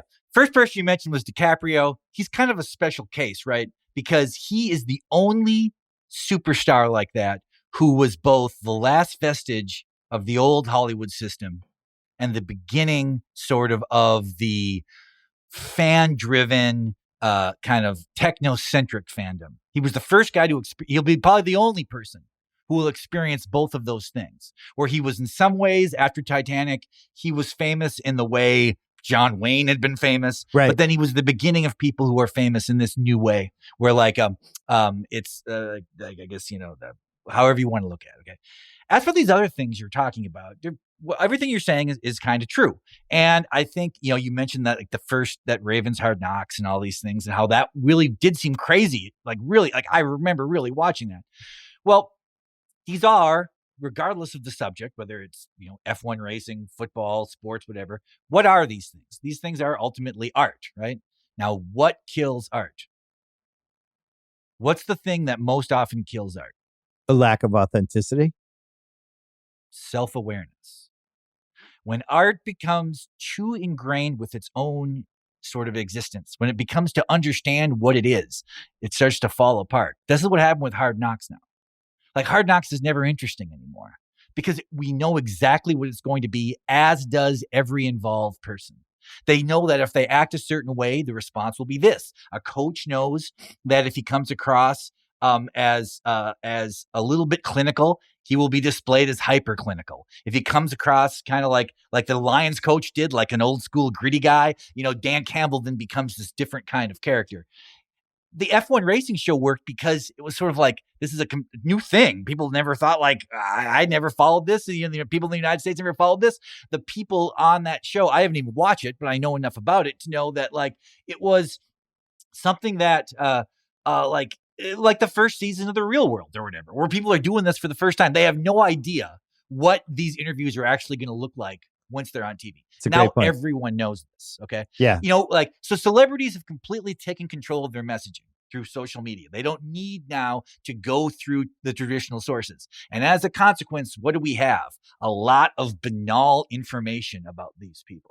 If you let people control how they are perceived and you let them control what their public facing entity is, of course, it's not going to be interesting, or it's going to seem so fake that no one's going to have any interest in it whatsoever. I mean, the thing about the idea that okay, so Taylor Swift now or someone never has to give interviews, right? She can just control all that herself. Well, now, so that means that there's absolutely no possibility that she's ever going to have to address something she doesn't want to address. And that is where a lot of this tension comes from, right? It comes from the small sort of moments where somebody has to answer a question that they would prefer not to be in public, right?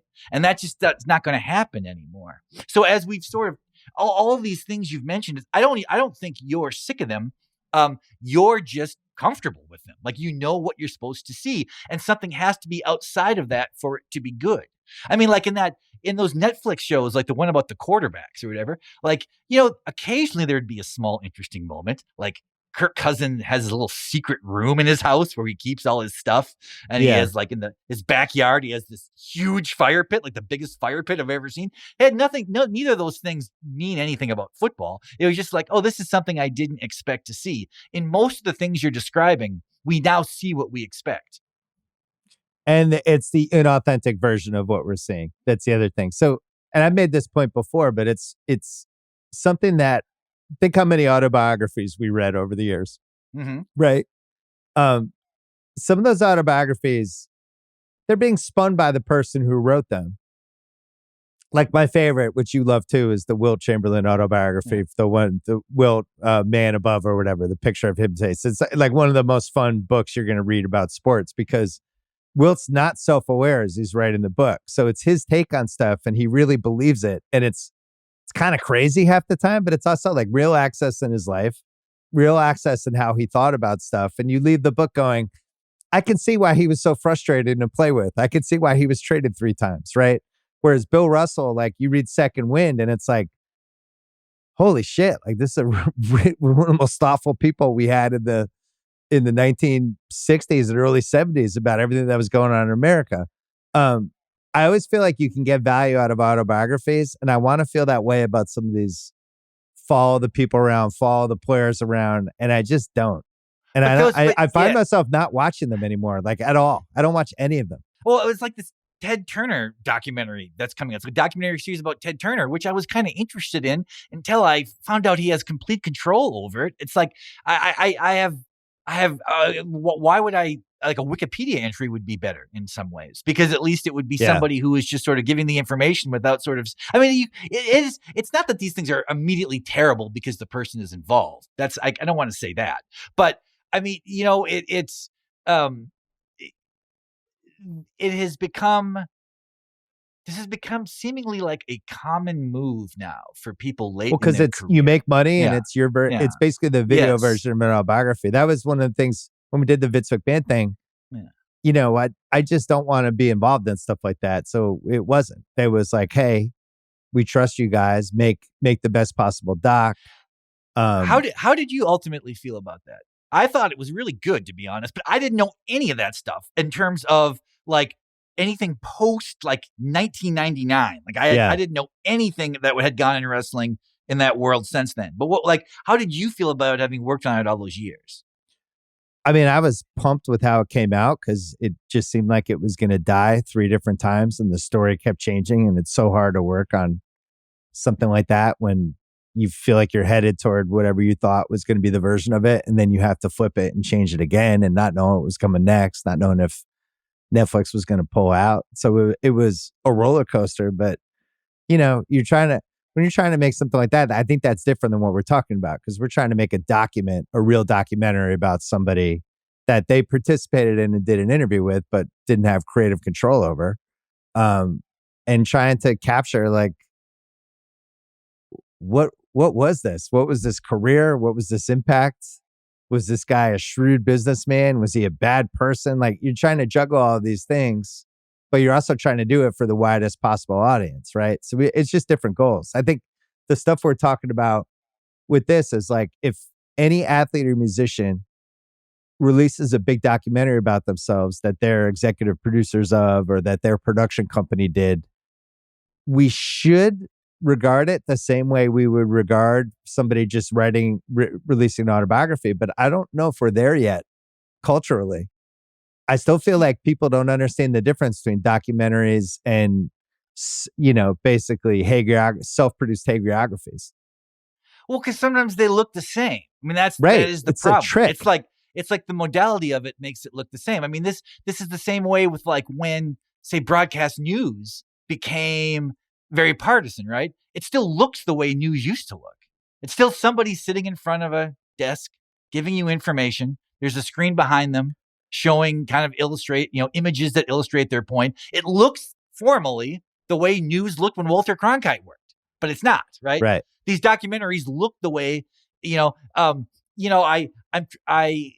trying to think of like an older documentary that looks the same as the ones now, but we know it was different because this the times. I guess the assumption of what it would be. Well, you said like spinning an autobiography.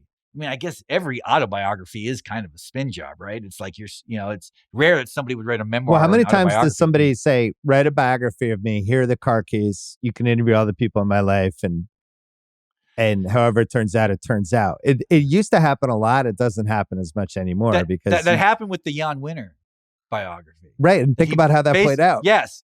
I mean, that might be the last time someone like does that, and it wasn't even that it was just like incredibly unfair. It was just kind of unfair.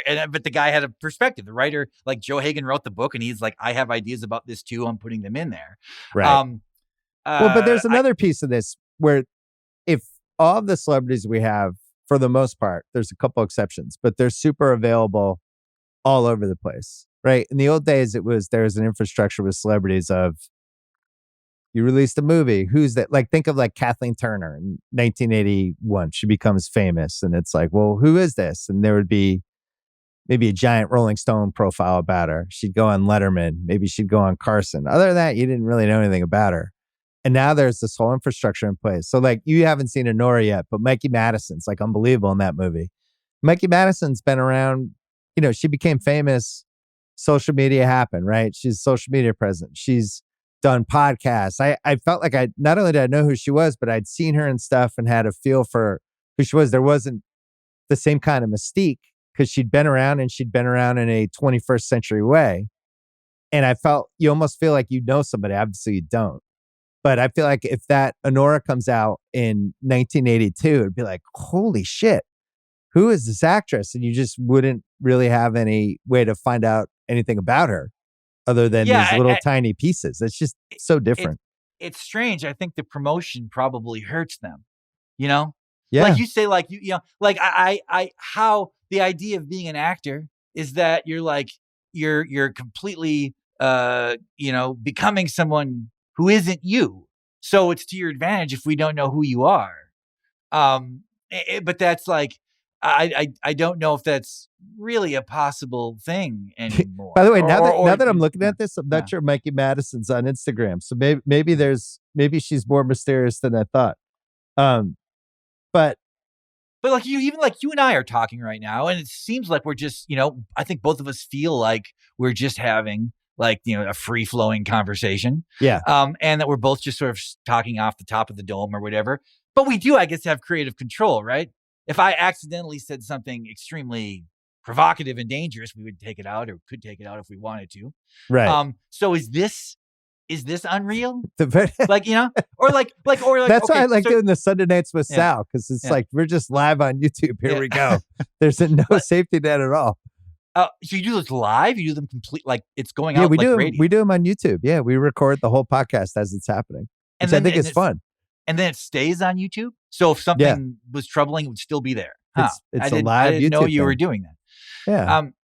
It's a strange deal. Like, okay, you've had, I'm guessing dozens, maybe hundreds of profiles written about you in your life.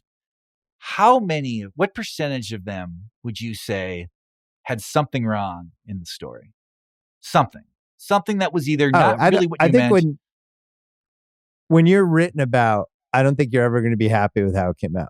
It's just a fact. But I also, I don't think I've done an interview in like that in probably the entire 2020s. But I think what you realize is if you don't need to do them, you'd rather just kind of not do them. I mean, yeah, Sure. I remember you wrote that. What was the one you wrote? The Tom Brady one? Yeah. Which you've had a few that were great and great for you. And I'm not sure it was great for the person you were writing about.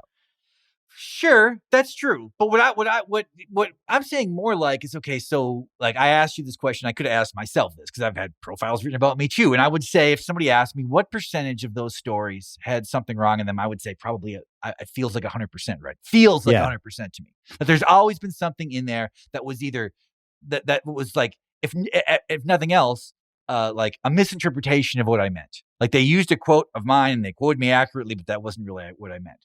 So I think to myself then, so let's say I had control over that profile. Let's say that the writer had to send me the piece and I got to fix these things. You had to send them edits? Yes.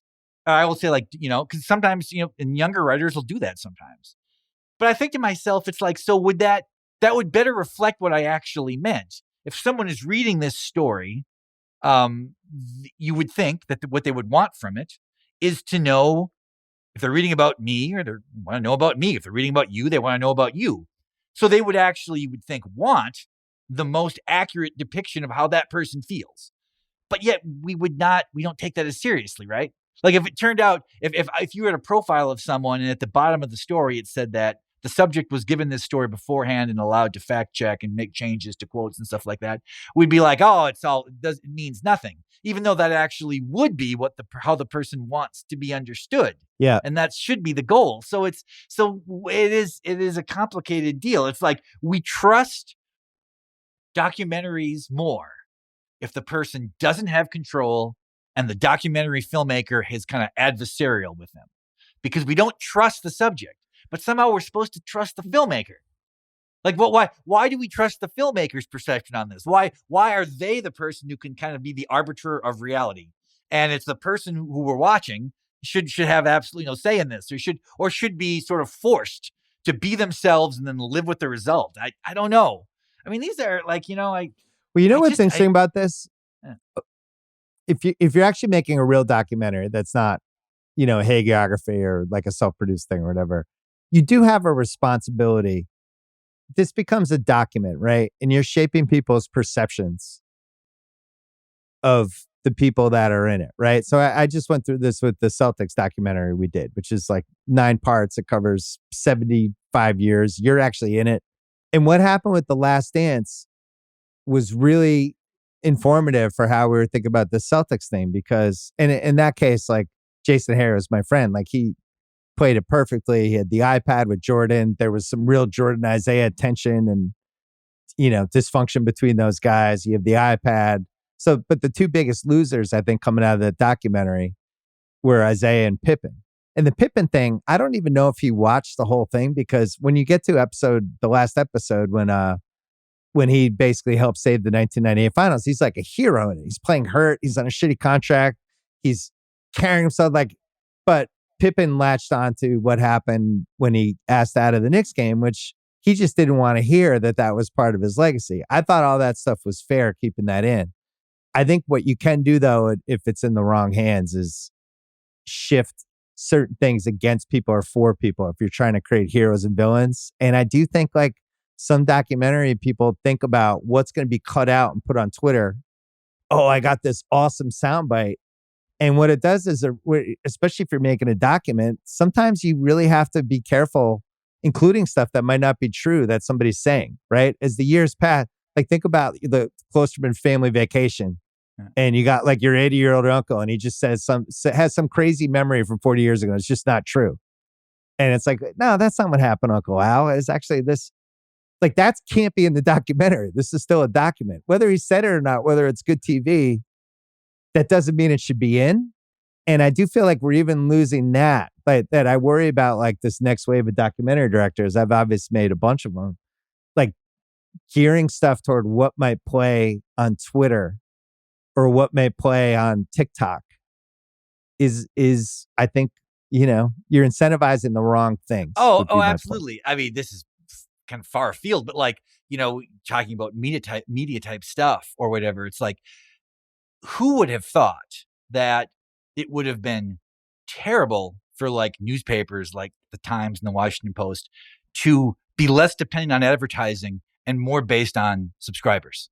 Like everybody would have thought in the 1990s, we would have said like, well, what if we didn't have to worry about whether or not Ford advertises with our newspaper? What if we could just give people what they want? We thought that would be better. And now that's kind of what it is. And it's so much worse because now the reader is kind of seen as a customer. Yep. So we're going to give them what they want. You see this with headlines all the time. It's like, I will see the headline to a story and I will think to myself, it's like, that can't be what the story is about. And 95% of the time, I'm right.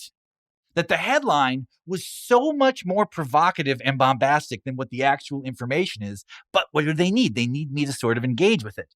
The thing about The Last Answer, I was going to say, it's like, also, it's like, I have a theory of what really bothered Pippen about that more than anything else. Because all the other stuff, the stuff about him pulling himself out of that game, he probably expected that to be there.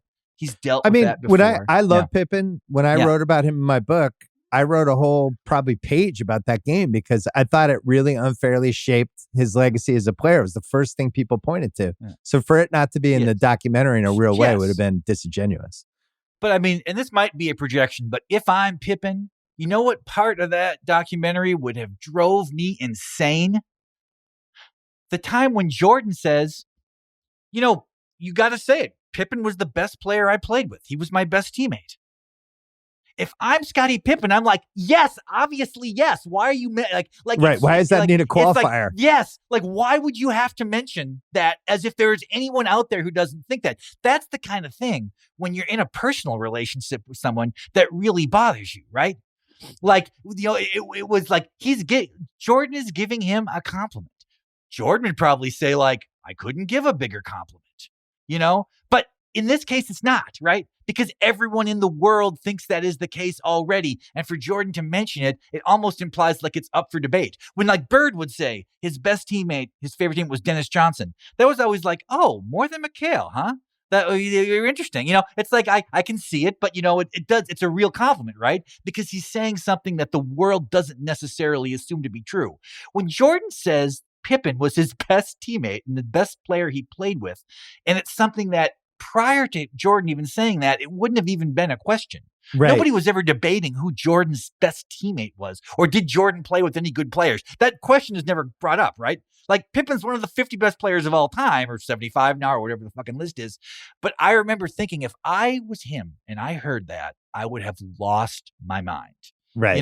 Yeah. Because to me, it's like, I've said a million times, Jordan's the best player I've ever seen, and he's always going to be number one for me. Somebody would really have to take it. But Pippen to me is such a big piece of still watching them together, especially as they got a little older when Jordan came back. That was one of the great sports fan thrills of my life, seeing those two guys play basketball together. They were so in sync and they were so great as a combo. And I've only really seen that a couple times on a basketball court, the way those guys kind of coexisted and made each other better. And I can't even think of anybody in the NBA now who does that. Like I watch the Celtics as a team show flashes of it, and I almost feel like they're not like Brown and Tatum. It almost needs like 2 more years to cultivate, but those guys really have this chemistry now of when to know, all right, you take this one, all right, I'll take this, and there's no ego left with them. It feels like Mitchell and Garland are starting to develop that a little bit in Cleveland, but you know it when you see it. Whereas like you watch Minnesota and it's like, oh shit, this Randall Edwards thing. Yikes. Like they need to figure this out.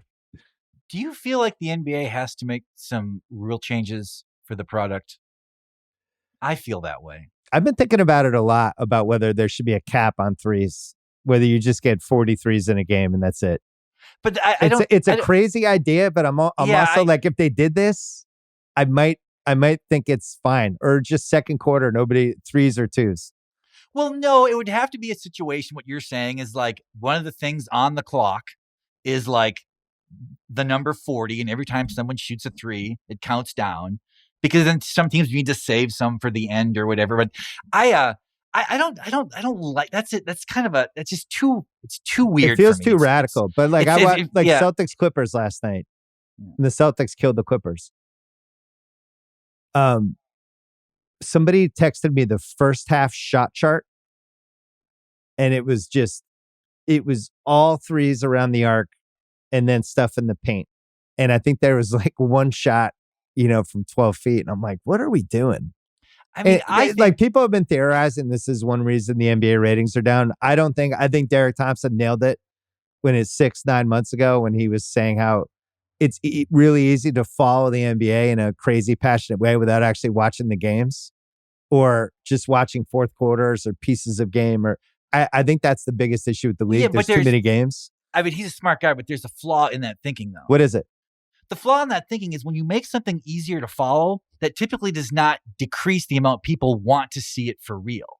I mean, it's totally easy to follow the NFL without watching the games. You can do it in the exact same way, but that has the NFL has two things. Yeah. The NFL is gambling and fantasy. The NBA doesn't have either of those things in the same way. Well, I play fantasy basketball, and it's driving me crazy because everyone's hurt all the time. That's I retired. Issue. I gave up. I mean, it's like I can't. You can't do it. It's just got like I don't know. It almost seemed better with load management. I mean, I don't even know what it's like. My suspicion is because NBA teams just don't practice anymore. And when they, it's all sort of like individual training sessions for these guys, to get ready for the year. Well, this is like that when they start playing games, they all get hurt. I mean, I got a fantasy team where it's like 14 guys are on the team. I can't put, I have like 7 guys hurt or 8 guys hurt. I can't figure out what to do. Right. There's too many games, and basketball's harder to play. I'm going to die on that hill. I firmly believe there's more running, and it's just harder on your bodies. Even the equipment, I've talked about this, but even the equipment's better. It's the no practice thing. But there's no. Anytime if you talk. What? It can't be harder than football. It's not. It's not. Oh no, I'm saying just basketball compared to basketball in the past. Even though the shoes are better, all the stuff all the stuff we've always talked about. But like the no practice thing is such a big thing with coaches. I remember when Doc got the Milwaukee job. Obviously, I'm friends with Doc. Just talking to him, he took that job. They were playing, and they just hadn't had a chance to practice for weeks and weeks and weeks. And he was saying, just to me, like, people don't understand how hard it is to not practice. You don't understand like how damaging that is when you have this schedule piece where it's like 3-4 weeks in a row. You just know you're not going to practice because it's not even the top 8 guys are fine. It's everyone else on the roster. They just atrophy. This is one of the crazy things about Bronny being, in the NBA now and just not playing. And he doesn't play he's only playing G League home games, but he doesn't play for the Lakers. Like, what's the point of him being in the league? I don't understand it. Well, yeah, that ended up looking. I mean, it's terrible. In a sense, I feel like if we're talking about like LeBron's career has been remarkably absent of major missteps. Really, for a long time, it was just the decision. But in some ways, this one was almost worse to me. Why? Because there was nothing like. So the goal was to have this sort of meaningful moment where a father and son played on the court at the same time. And it ended up having no meaning at all. Like none. The entire thing seemed like a construct. There seemed to be nothing natural about it. The fact that he's already in the G League and may never be in the NBA again or whatever. It's like, what good did this do? Like it was bad for Bronny for sure. I mean, it's going to damage the way he is perceived. It's made him be perceived worse than he is. It's not as though we look at LeBron now and be like, well, that's like one more, thing that he accomplished. I think the opposite is true. Maybe even he feels this way now. I don't know, but yeah, I don't. But I didn't understand it as it was happening because the high school resume didn't match what people were really saying. Like even like Jared McCain was here in LA and he was, I was tweeting about it during the draft. Jared McCain is unbelievable. He was unbelievable in LA. He was the best guard here for 3 years. His team's always won. He was fucking awesome. He went to Duke. You could see the second half of the year. He was awesome there. And he was just clearly going to be really good. It just felt like Bronny should have been in college for like at least 3 years, just trying to get better and trying to conquer that level before you go to the next one. Sure, but when you say like, I didn't understand it, it's like you did understand it. The thing is, you feel obviously. You feel like you shouldn't understand it, right? Well, I'll try to be not too far on this, but I feel like this is something that I see a lot when people are talking about the news in any sense. They're saying they don't understand something, and they do understand it, but we feel like we shouldn't. Like for some reason, the idea of a kid playing with his father, even though he isn't warranted, that we should be like, that makes no sense. It makes complete sense. We all know why it happened.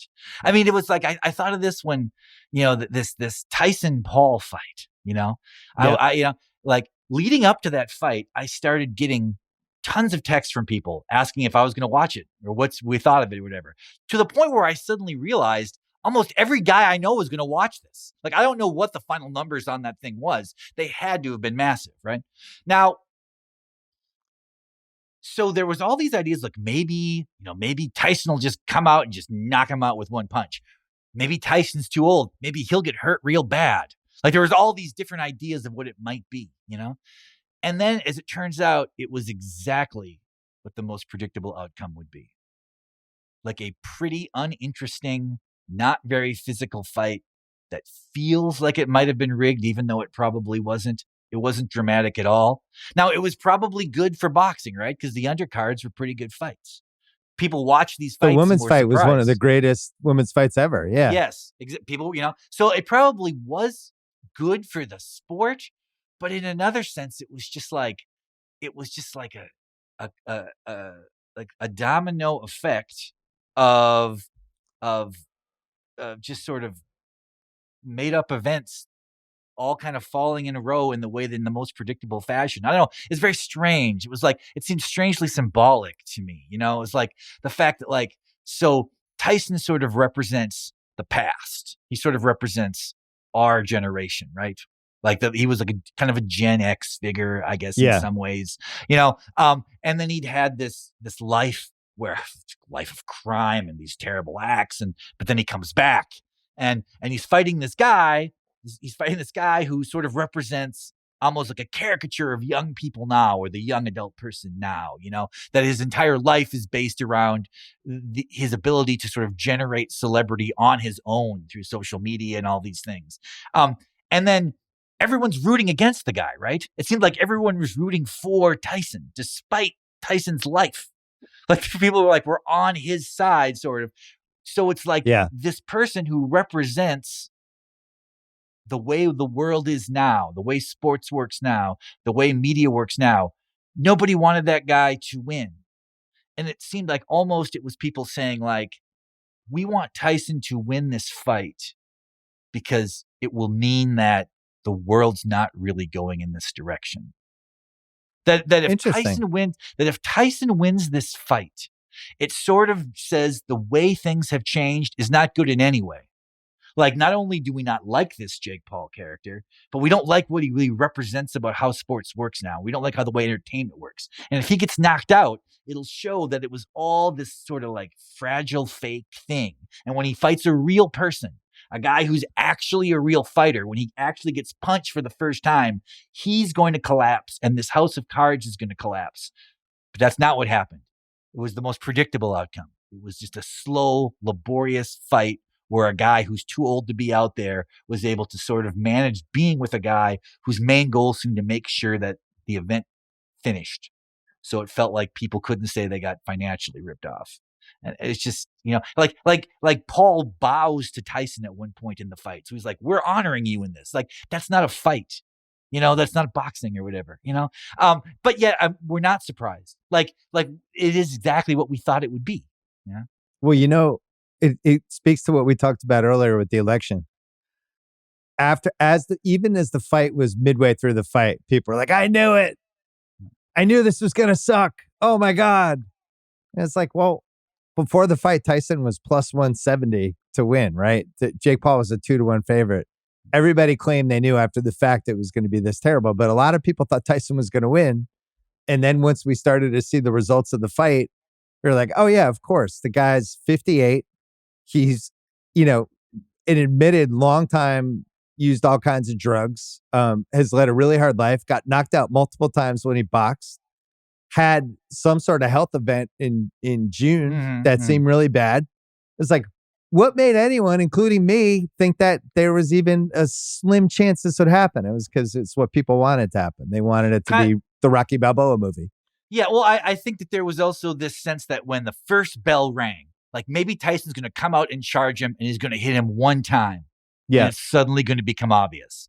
But what became obvious was that, they're actually going to go through with all this. This is not really, it's not what it's going to be, It's weird. It was like, I don't know if I can even say it was a disappointment, because how can I be disappointed if I'm admitting that's what I knew was going to happen?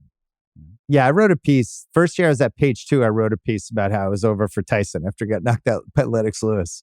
Whole thing. I was like, this is it. This is like literally 2002. I didn't move to LA yet, I don't think. All right, we're going to end with The Sopranos. I've been rewatching it yet again, and you texted me how you've been watching it as well. And we haven't talked about this other than that, just that about me, I know that about you, but you really wanted to talk about it. I kind of really want to talk about it too. And I'm interested if it's for the same reason. So you go. Yeah. Well, okay. So I'll just quickly get into how this happened. So for a variety of reasons, I ended up watching the last episode of Mad Men, the series finale of Mad Men. And that was very surprising to me because, of course, I remembered what happened to Don.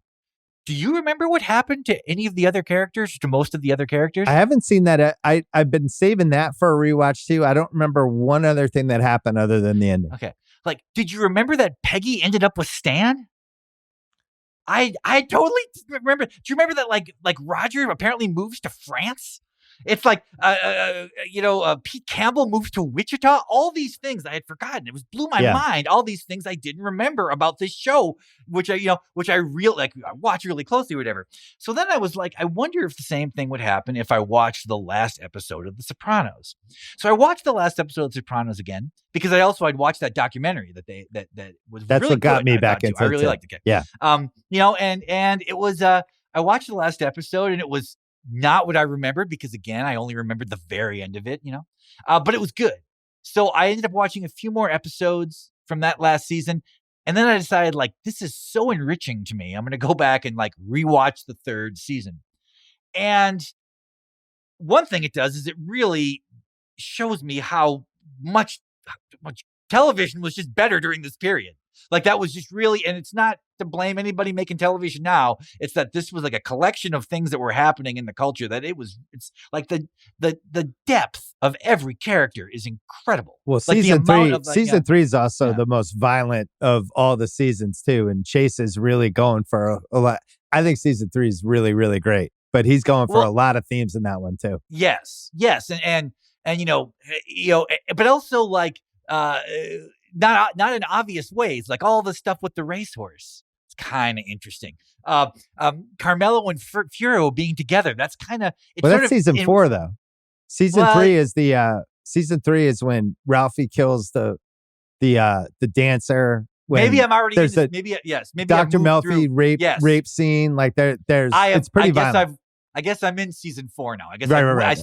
I must have started with 3 and I'm moving 4 because I'm just hitting forward. Yeah. Maybe I'm getting, so I guess I'm in the middle. But I'm just saying that the storylines for these characters, it's just it's really funny. All the stuff with Christopher is real great. He's such a, Christopher is such a likable character despite sort of how his life plays out. Yeah, he's such a likable fuck up. Well, it's not just that. He seems like he's trying, like he's really trying, Right. like he wants to make these things work. He wants to make everyone happy in a way. He is in some degree selfish, but it's like, it is. What did you want to say about it? Because it's just like, I have really enjoyed this experience. If you watch it again, and okay, go ahead. First you go. Yeah. I think so. I rewatched it like 2 years ago, probably rewatched it 5 years before that. So I think this is like either my fourth or fifth rewatch. And I think it's one of the great pieces of art that we've produced this last, I don't know, 25, 30 years. There's no question. And one of the reasons I think that is when I watch it, I pick up new stuff every time. And it's almost like reading like the best books you've ever read or your favorite books when you're a kid or a teenager, where you're just like, I'm just going to read this book again. This book is so good. I want to dive back in. I want to study how this author like turned phrases and turned sentences and how they did this character. Maybe I'll notice something different this time. That was what we grew up doing. You'd have 10, 12, 15 books you loved and you would read them. I don't know how many times. I can see it with some of the books I have in my library. Yeah. And The Sopranos, to me, I pick up stuff every time. I think it was so much more sophisticated and well thought out than maybe I appreciated the first and second times I watched it. All the characters, all the stuff as you get older that Chase is trying to say about family, about mortality, about who do you trust in your life? Is all this shit worth it? Like there's just themes that I wouldn't have picked up the first time I watched it from 1999 to 2007. Because in the moment, you're just invested in the characters. You're trying to figure out who's going to die, which Chase really turns the audience on a couple times. Like Chase doesn't like that people gravitated to the violence of the show in the moment. So he made season 3 becomes intentionally violent. Like he's really trying to fuck with the audience. But I think the characters and what he created, it's all been discussed a million times, but I still feel like it's more interesting than any new show I could watch. Well, watching him in a row is interesting too, because I now I recognize how watching it a week apart altered my experience with it in the sense that, like, okay, when the series was ending, especially right when it got over, there was all those people writing about The Sopranos, and they were like, why did people relate to Tony Soprano? He's like an obviously terrible person. He's like this completely transgressive, awful person. And when you watch them all in a row, like when I'm kind of I guess binging them or whatever, I'm just right. You really do see that, right? Yeah. But when you're watching them a week apart, it didn't feel that way. Because in every episode, maybe he would do something bad, but he would also do one thing that was charming. And then somehow, like he would say something to Milfy, or he'd say something to his kids, or he'd just do something that was likable, and it sort of balanced it out. But when you watch them all in a row, you really see what kind of a diabolical person he is, and like how just completely like bottom line person he is. But what also is weird is that even though that I'm watching this again, and I'm maybe more clearly seeing that this character is just really, just like a bad dude. In some ways, I relate to this, even though I don't know how I can even say I can relate to a gang. But sort of his sense of like the things he questions about his own life, like you mentioned. Maybe it's just because I'm older now, but there are certain things and moments in that show when I'm like, I know how that is. I know how he feels right now. Like I know what that is like, and that's something I do not remember from the first time I watched it. Yeah, the Tony piece. I think the reason we were all attracted to him as a character was he's completely authentic and he's always on brand at all times. Like he's so well written and so well sketched out that all the decisions he's making in real time, you believe in 100%, whether they're good or bad. It's like, oh yeah, like when he's in the Mercedes dealership, after he sees what's her face, the Annabelle Sierra character, when he's with her in therapy, the first time they meet, they're just in the waiting office. And it's like, oh no, this is going to be bad for Tony.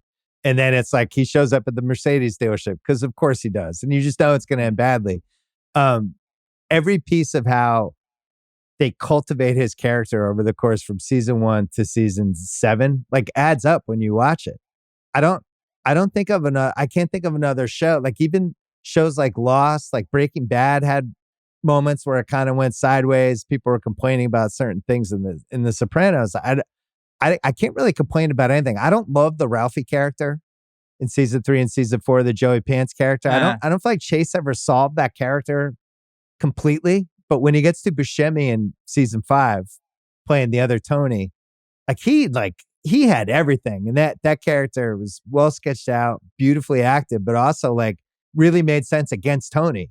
And it was like this alternate version of where Tony's life could have gone. It's, so I think of all the stuff he had to do with the show where you're having, I don't know, 15 main characters, 4 characters you really have to care about, but then this whole other, like there's another 50 on the show, and all of them make sense and interconnect together. I honestly don't know how they did it.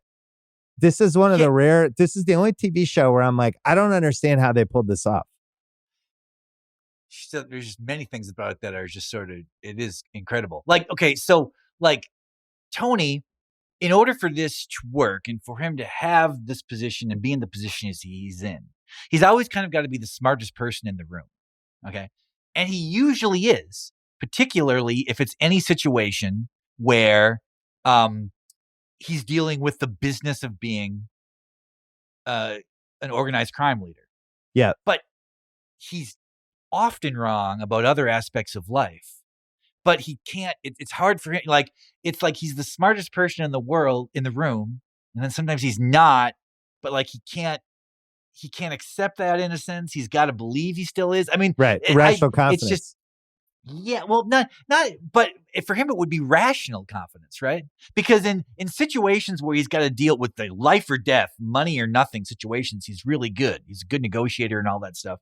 It's the things that are, like less, like trying to like he has a really intense theory of mind, but like a weird kind of sense of empathy. It's like, well, so the last season, there's 2 episodes. Well, actually, the end of the season before, after he gets shot, which if you're watching real time, when it's like week after week, Tony's recovering. It was like a long month on that show. I don't think that's like the first part of that season is not fondly remembered. But it's super important because it leads to that episode when he's coming back. He's healthy, but he's not 100% healthy, and physically he's diminished, right? Mm-hmm. And the 2 big episodes of the physically diminished Tony are the episode he's got that big, strong driver, the guy that drives around, the young guy. He's ripped. He looks like Vin Diesel. And Tony can kind of sense that his crew feels like he's physically vulnerable. So he starts a fight with that guy and beats him up, right? Because he has to kind of prove to his crew that he can still be the guy. He can be the physical. Yeah. So then the other one is the Bobby Bacala fight. Yes. When Bobby Bacala, he's super drunk. Yes. Bobby Bacala beats him in the fight. And he can't let it go. He's got to make Bobby do the one thing Bobby never did, which is just to kill somebody for the family, because he has to win that one thing over him. And what you realize is when we say Tony's a bad guy, it's like, oh yeah, because he killed people, he's a mobster. It's like, he's actually way worse than that, because he's all about, how can I win over the other people in my life? How can I tilt this against them? How can I always stay in power? How can I fuck with them? That's what drives him ultimately. When he fights Bobby out by the lake and all that stuff, his crew is not around.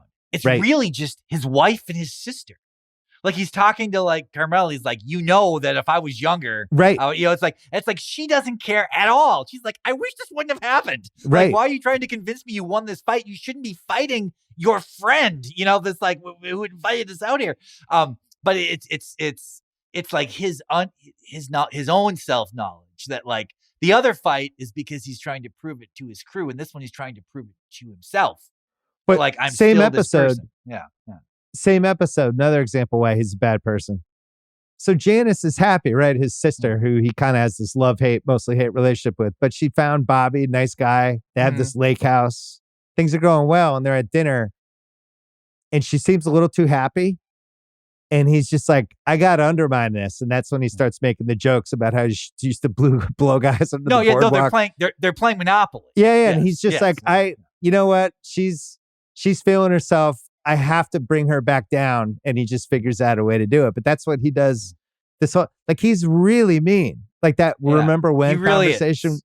with Yeah. Paulie Walnuts, Yeah. where he's just like, remember when's the worst form of conversation, gets up and leaves. And Paulie Walnuts is a pretty loyal guy to him who treats like shit half the time. But everyone around him, he just can't, he has to treat them like shit as a way to have something over them, which is why when you rewatch the show, there's so many examples of how he does it. And he's way better at it in the second half of the series than the first half. First half, he's still feeling himself out. He's not sure if he's going to be the mob boss yet. But by the time we get to season 3, he's like a monster. I mean, like what you said is it's a very key point because he often mentions how he doesn't like people reminiscing about the past. He hates nostalgia, right? And the reason he hates nostalgia is because he feels that talking about the past means the past is over. And he thinks the past should still be the present. The way things were when he was growing up, seeing other people, like that's how it should still be. So he doesn't want people to reminisce because that distances it from the possibility that that's how still the world's still that way. And I mean, like right. that's like the kind of idea you can get in a novel. It is right. very difficult to reflect that through dialogue on a television show. And they do a lot of things like that. Like they have a lot of I guess the word they always use now is the interiority. They're able to sort of get inside these people's very complex feelings about life without showing a lot of it. Paulie and like his relationship with his mom, for example. Like that shows us something, his desire to make his mom happy because he sort of thinks that that he doesn't have a family, so he's got to do this. He's got to do this for his mom, or just like how to like navigating Meadows' relationships and stuff for Tony. It's like these are things that they're not just plot points. Like they're not, because a lot of times a lot of things don't happen. Or like Carmela Furio thing. Like nothing really happens between them. But there is a lot of pathos in that relationship from both sides. And she is so good as an actress of illustrating the feeling of desperate hopelessness. Yeah. That there's just nothing I can do, that this is how my life is. And all these things I want, and they seem simple. They seem like simple things I want, but I know I can't have them. So I got to convince myself it's okay. And then every once in a while it's not. And she just cracks. Yeah. Well, that's the other thing with rewatches, because you're watching these all in a row at a much faster pace. And Carmela is one of the great female TV characters ever. The way he builds her from season 1, what she's basically like, it's a timer to scooch for Tony. Like she's busting his balls the whole first season, and doesn't seem that happy to be married to him, but she's happy with the life that she has, but doesn't seem like she likes him that much. Then as it evolves and she starts having that moment where it's like, what is my life? My kid, I spent 15 years like trying to raise these 2 kids. Now my daughter hates me. My son's in his room all the time. I have this husband. He's going fucking his gumars all over the place. What do I have? And then every once in a while he brings me home this necklace. Like, is there something else out here? And that's what season 3 and season 4 is about. Because it's Furio just coming over and being in the doorway for 3 minutes is like the most exciting moment of her day. Her daughter doesn't respect her. And then how that evolves over the whole course of the series is, I mean, the Whitecaps episode is the famous episode. And that's like one of the great combo acting thing. But that's another thing with the show is the acting of Edie Falco as Carmela and then Gandolfini as Soprano. It's like it has to be 2 of the best 10 TV performances ever. I mean, maybe even top 5, 6, or 7. Like Gandolfini, you watch this, he's so incredible as an actor. I really feel like it's one of the great achievements that I've seen.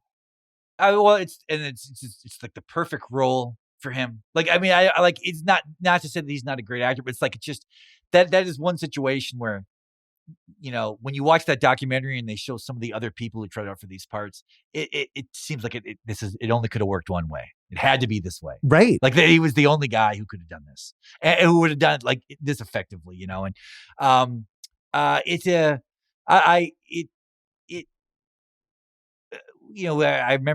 remember writing for Grantland or whatever, like talking about this, Mad Men, Yeah. Breaking Bad and The Wire, and at the time, it was like I kind of concluded that maybe The Wire was actually, or no, that Breaking Bad was the best of these, and it actually kind of ties back to the thing we were talking about, like the NBA and TikTok and stuff like that. Like in the moment of these things happening, you can kind of have a feeling, but then as time passes, it changes. And the only people who really care are the ones who decide.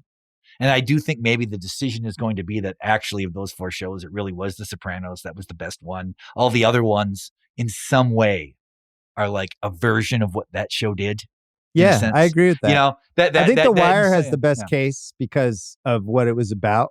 And I think it's aged really well. Van Lathan and I talk about this a lot because I think he's in the Sopranos camp.